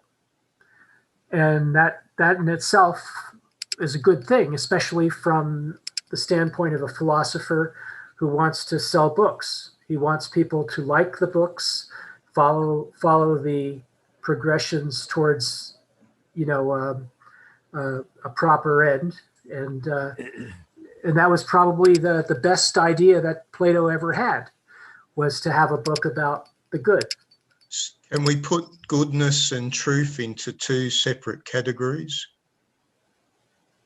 Or do we include truth in goodness? Well, I think it's that bifurcation that starts to form up false dichotomies, right? I mean, it's, if there would be no ultimate goodness or ideal, like highest ideal, that would be antithetical to truth. Otherwise, it just wouldn't be. Do you see what I mean? Like it all fits if you keep going back into that. Right, that's an opinion. I'd study Swedenborg a little bit, and this is an interesting thing. He preceded a few of these thinkers, and he put truth and goodness into separate categories. They're unusual. I'm not sure he's the only one that did that, but he's certainly one of the ones that did it. Well, I mean, they're separate, but they're related. I mean, the idea of ideals. I mean, to me, the notion of a perfect ideal is very problematic. I mean, surely we have to use something like a hypothetical ideal. I mean, any ideal is subject to deposition. You know, there is no such thing. You know, when you get there, then we have to find the next one. David's had his hand up for quite a while. Well, regarding Daniel bringing up forms, another aspect of form here that comes up in this book when we're talking about form is that it's about thought, which isn't that different from the Platonic question, but the form involves the engagement of you with your object. There are different forms of being engaged with the object, and that's a form. And that I don't think Platonic forms have anything to do with the self-conscious interaction that Hegel's addressing, which takes us to a different level. It's a self-referential question of forms that involve you in being, you're in a relationship to an object when you perceive it. That's what perception is, realizing that there's a form to your relationship. So these things are the forms and objects that Hegel's examining. And you have to come to complete comprehension of this in order to have his kind of understanding and knowledge in a phenomenological system. And the second thing is regarding ideals, which you got onto that discussion. I think numbers and ideals and forms of the Platonic kind are those sorts of, you know, they are mathematical patterns. A chair is a, you know, a pattern of possibilities. And yes, these ideals are, you know, innumerable, infinite. We can create as many as we want, and there's an ideal world of forms. But I'm not sure that resolves the questions of human experience, life, and good, which is another question. So, you know, forms, ideals, and numbers, they're all equally real. They're just, you know, in that realm of potential arrangements of things.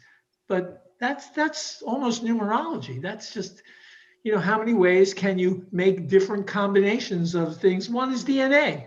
One is me, for goodness sake, you know, but that's just combinations. It's so interesting how spot on, David, you can be on the first point, right? And I'm tipping my hat to say you're absolutely bang on. You've given me a piece of epistemological bedrock to actually see something I didn't see before. And so with that, I thank you.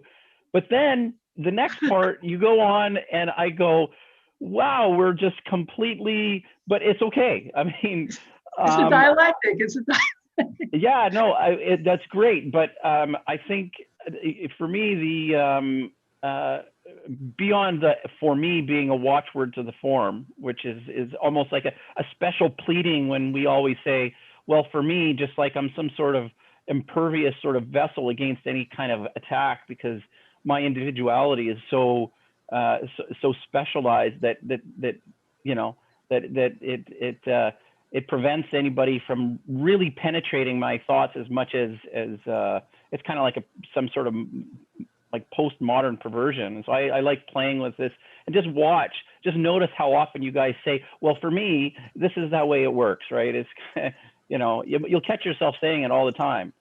So there's a distinct difference when we look at the group mentality and the individualistic mentality of ancient Greece, right? They're two different psychologies, and so it is hard to decouple that. And I think that's where we have the phenomenology, the emergence of Kant and then Hegel. It's this emergence, this telling of psychology that is the reflection of individuality, and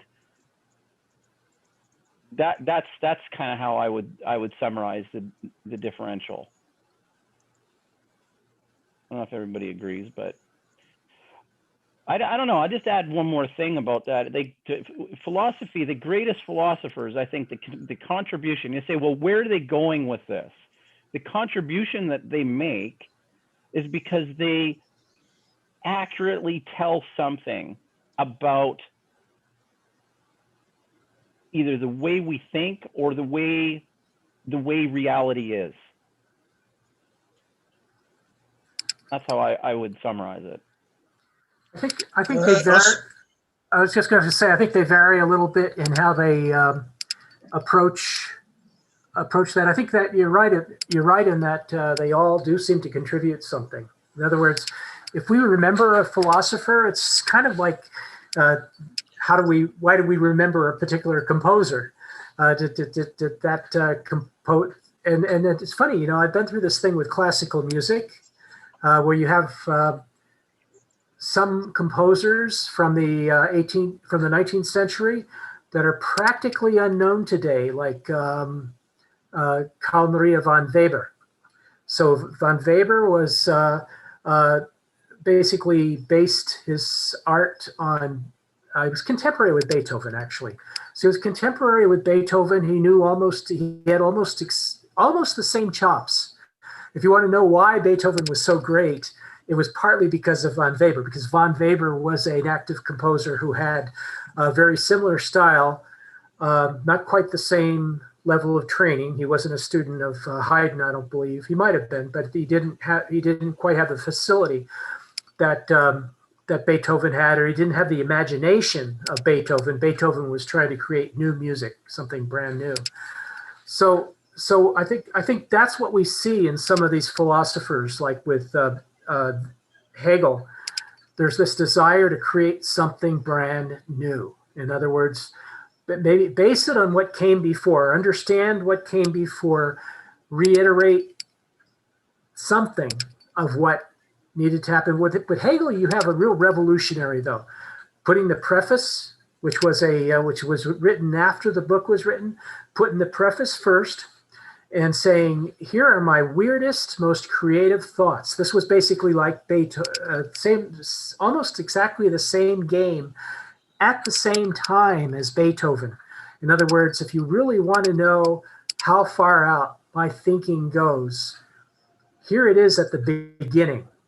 I'm going to show you how different my thinking is from yours, philosophy that you know about. And then when the book proper starts, he divides everything very strictly into topics. And his starting point is the philosophy as it is in 1806. So in 1806 or 1807, whatever was in philosophy at that time, Kant, Plato, the critiques of Kant and so forth that existed, they're taken as granted. They're just granted. And he begins his approach based on the introduction. Yeah, it starts with the introduction, but his approach is to examine philosophy in a new way. And I think that's where you find some really remarkable philosophers like Hegel and Socrates is another example, where a whole train, and maybe Plato too, because Plato was certainly well-read and perennial. He lives till today. So you have these singular philosophers, but they actually form a train behind them. In other words, other philosophers are wanting to cash in on what the benefits and the imperfections of the great philosopher that preceded them. So these other philosophers are following. Question there, yeah, James. What do you think were the influences for Hegel's intense opinions on historical progress? Historical progress was an idea which preceded Hegel, but Hegel was sort of like the big name. What were the influences, do you think? Oh, to cause them to think that way? Yeah, people think it's Vico. There's a philosopher named Vico, V-I-C-O, and he was the first to write about historical Progress.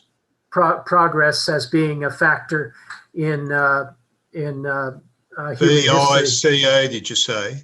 V-I-C-O, Vico. Radio. And I mean, and also you have to think of the time period as well. I don't like to fall behind that defense too often, but I mean, the Napoleon upheavals and I mean, I'm sure everybody's aware of, you know, Napoleon and the stories of Napoleon and Hegel in this time period, right? So lots of upheaval and change. So I'm with Metternich. I think Hegel is a dangerous subversive to the established order. I have to ask you, since we're past the 9 o'clock and people might boo me out of this, but you know, Stephen, I'm captivated almost in the same way I'm captivated in maybe talking to like a psychopath. Now, look, trust me, I'm not calling you psychopath, but you know, like if I had 5 minutes to be able to talk to a psychopath, it'd be intriguing to really understand. I don't understand the Trump thing. And let me, before you jump in and give me an answer, are you a contrarian to the point where you're saying, let's just disrupt society and just dismantle it and rebuild it? Or like, what the heck are you thinking, man? No, I've become a conservative, and Trump's our glorious leader for the moment. You're looking for more leaders right now, are you? No, I just have a different opinion, a different attitude to outcomes to you. Now, you're saying you don't understand me, and I can say that I've been more in your direction at one point in my life, and I changed. So I've seen your opinion from the inside, and I've decided it's mistaken. I love how sure you are all the time. I mean, that's funny. But you know what, Stephen? Well, that's a special quality of us conservatives. I have to say this. We have, like, you know, there's turtles all the way down. I could easily say to you, Stephen, and I'm being very playful with you, right? But I could say, look, Stephen, I've been in your position. I've been on my position, then I went to your position, and then I came back to my position. So one day you may be back in my position, and we can call it our position. But until then, I'm here for you, brother. No, I think you're dismissing the great mass of conservatives in the world. The great mass of conservatives in the world. What I just you said, though, simply David, am I right? refuse to accept there is such an opinion, or it's valid. You refuse to accept that it's a valid opinion. No, I'm asking for clarification. In fact, I do quite often move away from the liberal lunacy.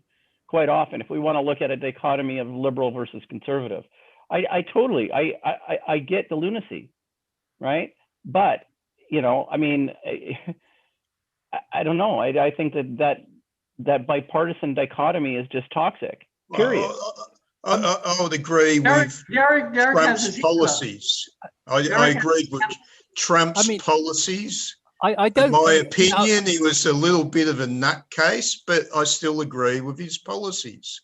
I mean, excuse me. I mean, I don't think one can understand these things in terms of reason and philosophy. You have to move into social psychology, social forces, what's going on in people's minds, what's going on in groups.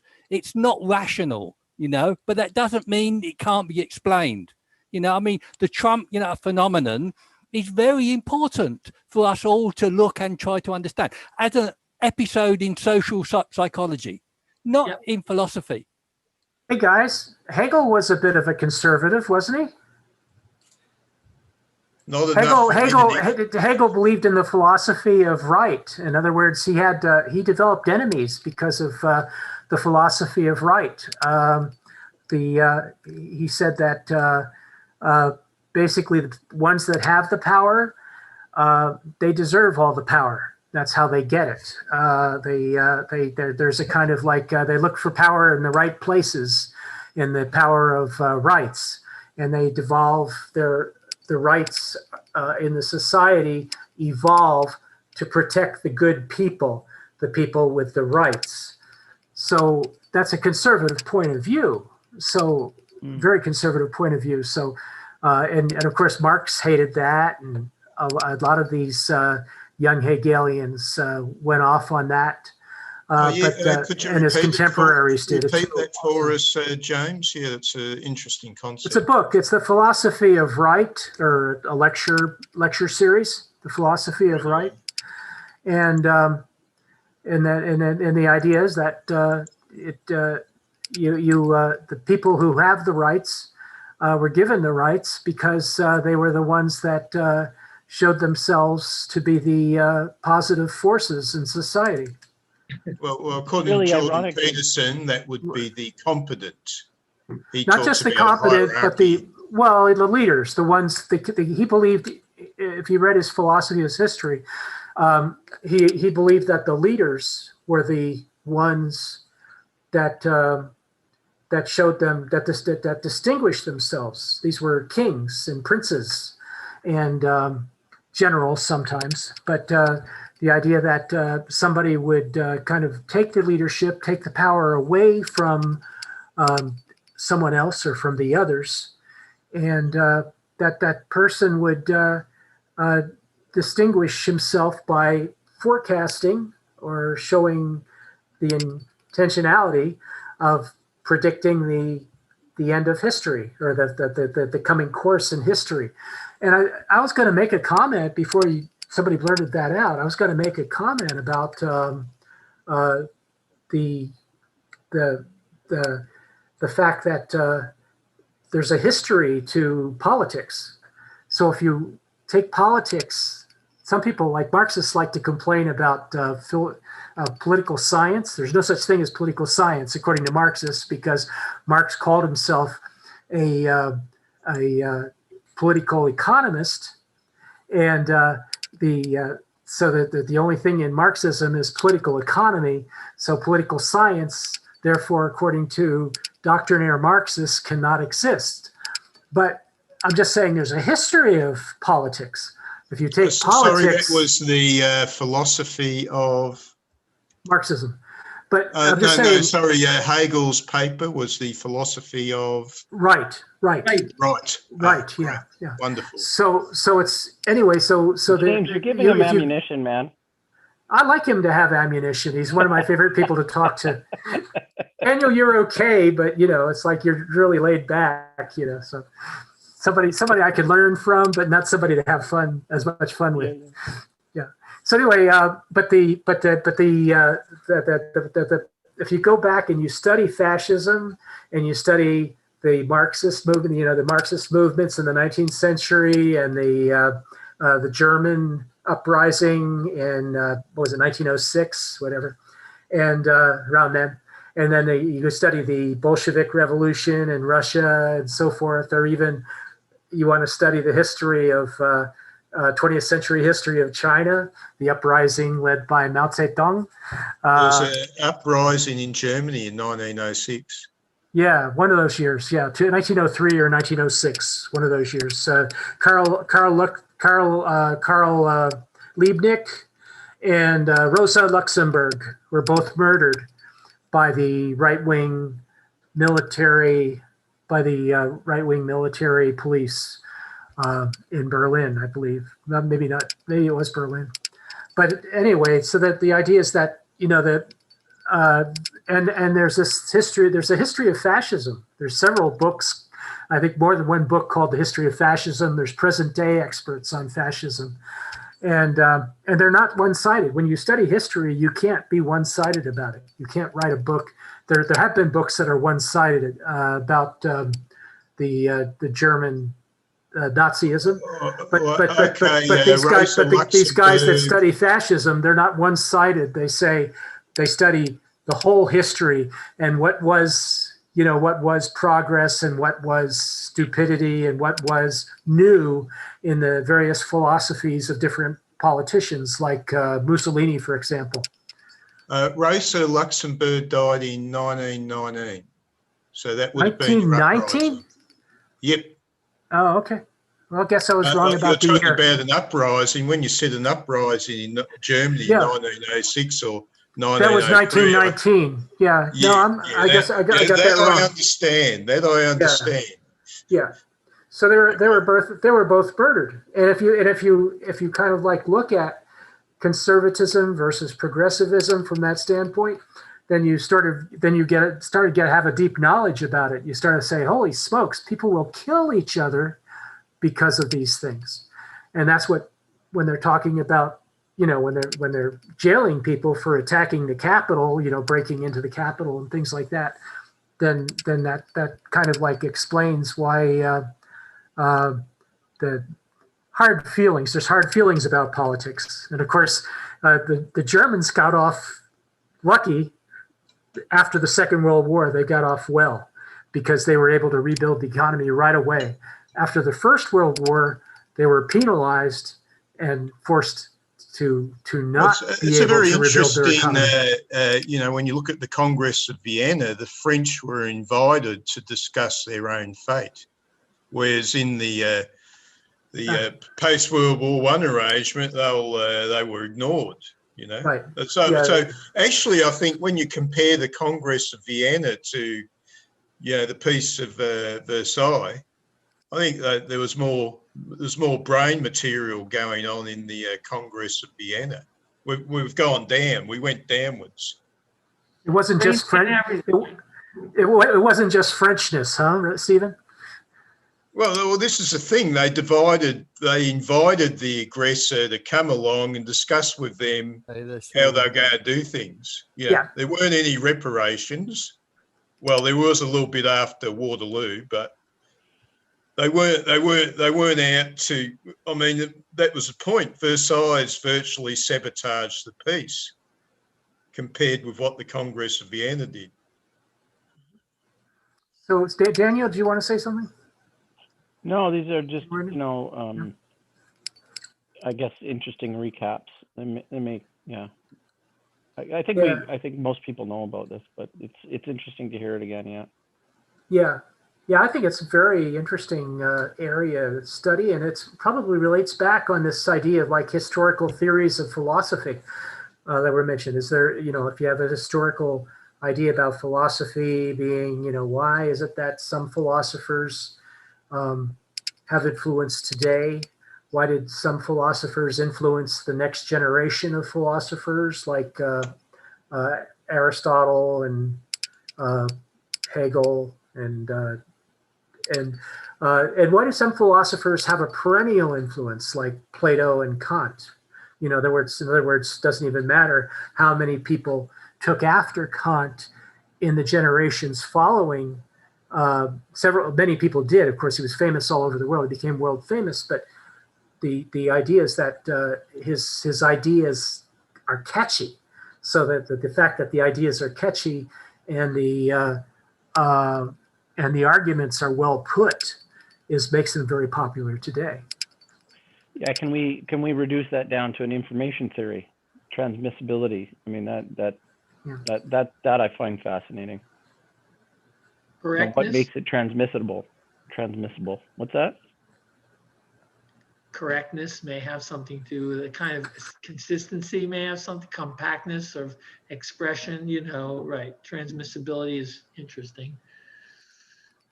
Okay, G.M. Basti, I don't know how to pronounce that, Vico. So he lived from 1668, 1744, which is earlier than a few others. Yeah, so I'll give him points on the concepts of historical progress. You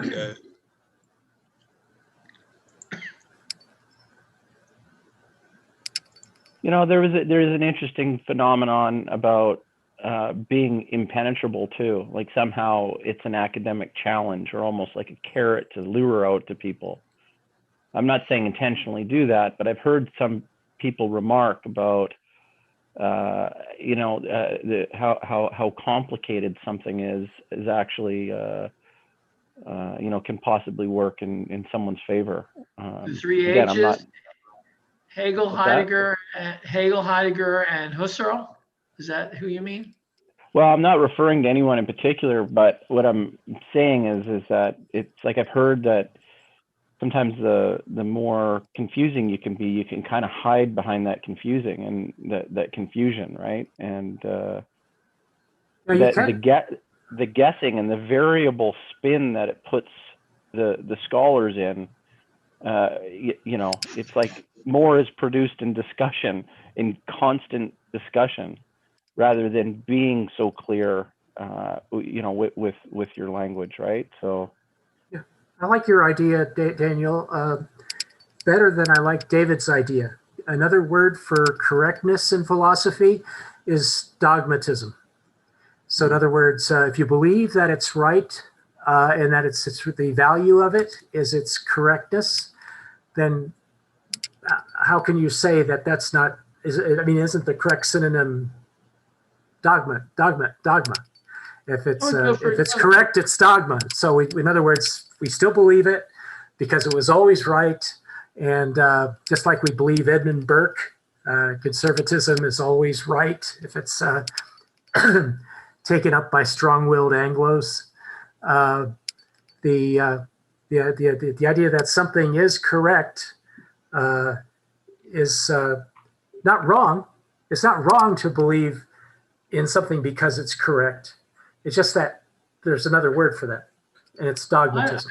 I would suggest a different word, which could be, instead of correct being dogmatic, correct might mean consistent and revelatory in terms of revealing structures you have not had revealed before.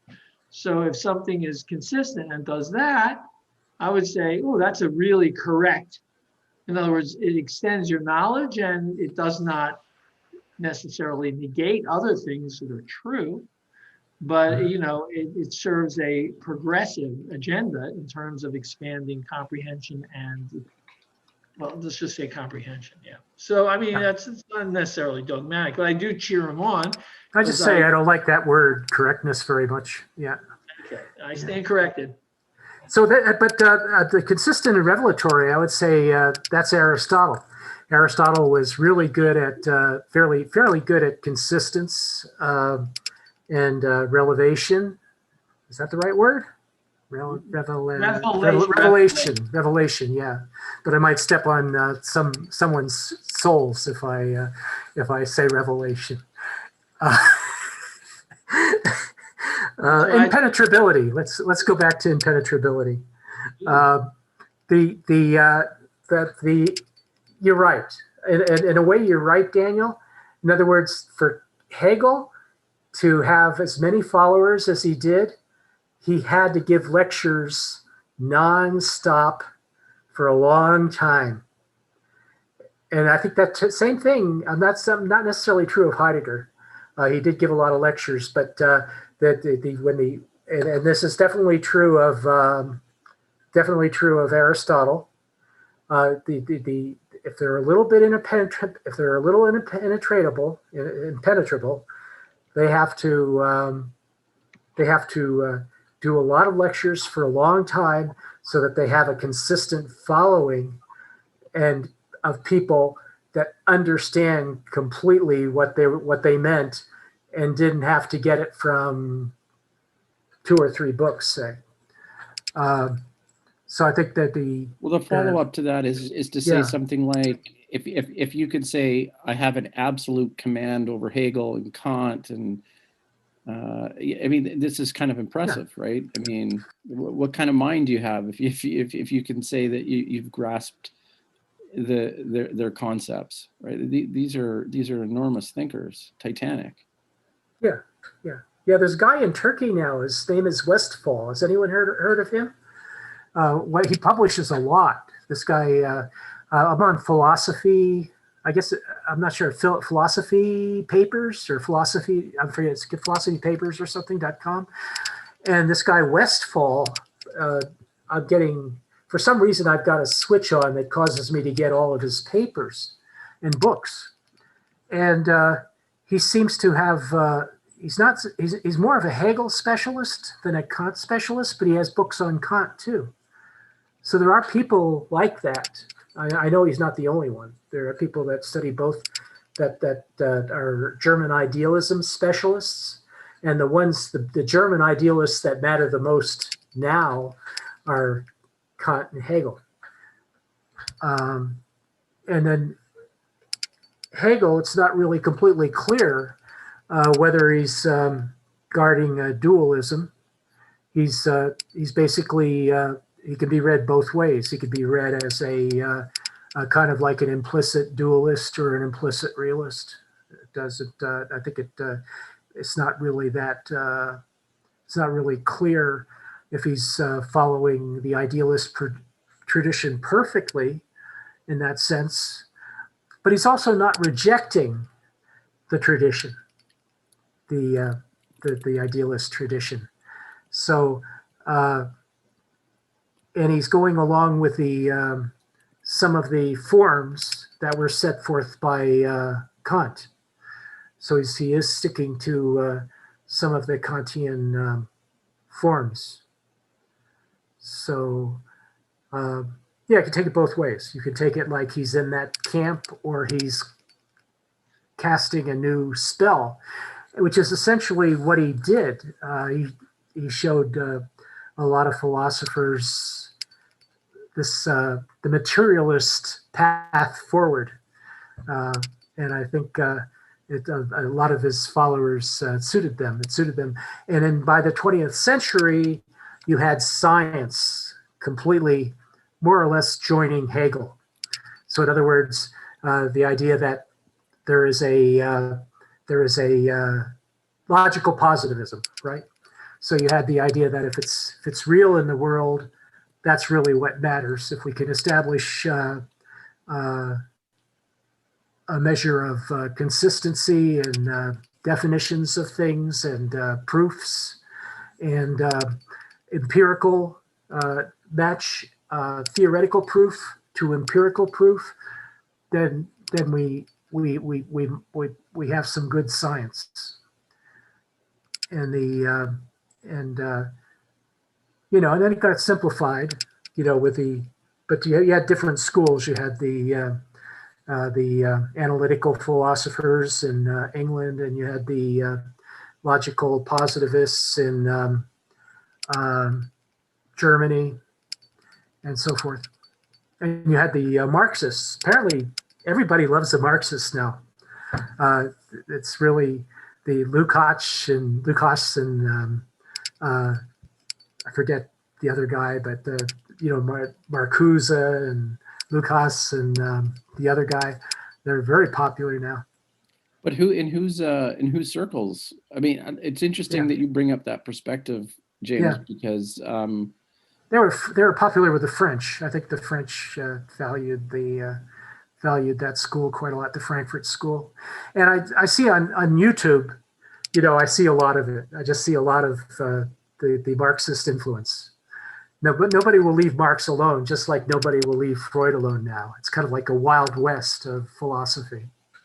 Yeah, in the institutions, I think have pulled back, quite a bit, but they were almost blinded by a leftist Marxist dogma, right? And then maybe speaking a little bit to Stephen's side, hey, Stephen, cover your ears, okay? Like this. Okay. No, I don't want Stephen to hear the compliment. Oh, anyway, Stephen, you have to cover your ear. Yeah. Yeah. So it's like the left was too far left, and we forgot the intellects on the right. Where were the intellects on the right, and why did we go so far to the Marxist dogma? Well, it's a question of motives, isn't it? What are the motives? Well, not necessarily. I mean, is it just merely a fashion? Do people follow a particular political perspective for the sake of fashion, or do they have reasons or motives as to why they do so? Are they political? Are professors political? And is philosophy a little political? I mean, I consider Kant a little bit on the right. So like the critique of practical reason and also the emphasis on dogmatism, I consider that really right to me. And then on the left, you have people like, I don't know, the one thing the rightists really love is Plato. You can't deny that. The right wing is what do they call that? Straussian, Straussian philosophy. It's all Plato had it right. So in other words, Strauss has analysis of the military and the role of the military and in society and so forth, and the role of the role of morality and so forth. And he was a student of Heidegger, but the one philosopher that he emphasizes more than any other is besides Maimonides, is Plato. Yeah, the structuralists are interesting. I mean, there's been reincarnations, and I don't mean that in a metaphysical sense. I just mean of his ideas of Plato over the years, and it's not that any one revival gets it right, or we can condemn the idea or thoughts of a particular philosopher or thinker to someone that revises or improves upon his ideas, right? I mean, we can make the claims. Anyone in this room can say, well, I really think what Hegel meant, or if Hegel was alive today, he would. I had one article I wrote where I said, if Marx was alive, he would not be a Marxist, right? And I guess sometimes have these ideas about. That's an old idea. Yeah. Like what Marx actually said that. Was that? What about Marx Jesus? said that. You said that? Well, Yeah, I think you're right. Rick Roderick, if he was a Marxist or not, he would say, yes, I'm a Marxist in the same sense that Marx was when he said that he wasn't one. Yeah. Yeah. Carry on. That's just a footnote. Continue. Yeah. Good point, though. Yeah. No, I just you kind of think. I mean, given the framework that they put forward, and then knowing what we know now, would the same epistemological claims still be valid, true, or put forward? And I have to, as somebody reconciling these thinkers, I have to continually run those counterfactuals always. I can't observe it any other way. Otherwise, I feel like I've put both feet into the rabbit hole and I'm falling down. There's nothing solid to stand on. Well, I think the Hegelian point of view, if I might venture it, is that your conscience or your consciousness is the ground. You don't have anything better. You don't have anything else to stand on. Either your consciousness or the fruit of your consciousness, and these other philosophers would say different things. Like Marx would say it's only the history of mankind and the structures, the class structures that evolved, that determine what is true.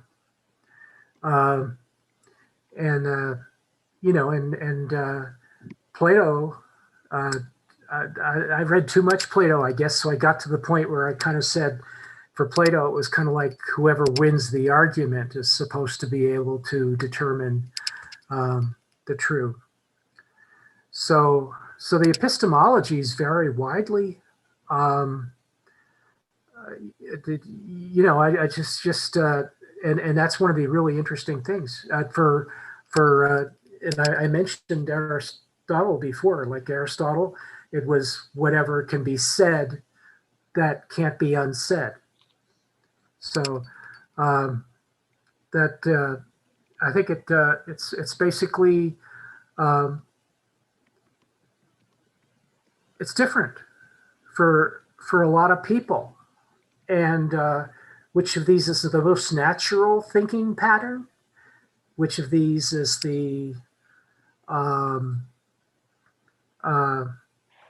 most well-grounded, the safest, in other words, to do from the standpoint of science, from the standpoint. The fact is that they're all historical, so none of them count as much in science as the philosophy of science today.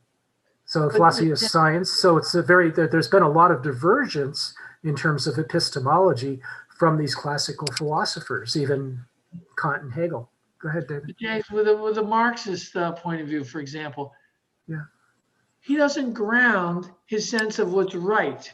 He just talks about everyone should be wildly free because we're going to unfetter the bonds, right? And he has this sort of, how's that economics work? The way he describes it, and what's the moral ground of it? Okay, oppression is clearly something everyone's ready to grant is a problem, but where's the grounding? So I mean, as a philosopher, as a journalist and social critic, but as a Oh yeah, philosopher. no, he's a damn poor philosopher. But the idea that there is an epistemology there. That's why I was basically mentioning him in answer to Daniel's point. If you take Marx as a kind of like a half-baked philosopher, he's still a philosopher, and he believed that he had an opinion on Hegel, for example. His opinion on Hegel was that Hegel had got everything backwards, that it was necessary to not posit the notion, but to posit and to reject the dogmatic idea of absolute spirit, but instead substitute the end of oppression in the reversal of fortunes of the working class and the dominant bourgeoisie class of the 19th century. So once we get rid of the bourgeoisie class, which he saw as dominant for some reason in his day, then the proletariat, the ordinary people, would be able to be ready, would find their proper place in society as the leadership, and truth would be based on what was good for the proletariat. It would no longer be the truth was what is good for the bourgeoisie. And before that, Marx would also say, that before you had the lord and the lords and the serfs, and it was the lords that deserved that had the truth. The lords had the truth. The lords had and all the benefits of society accrued to the class which was most justified in possessing it, just like Hegel said it was the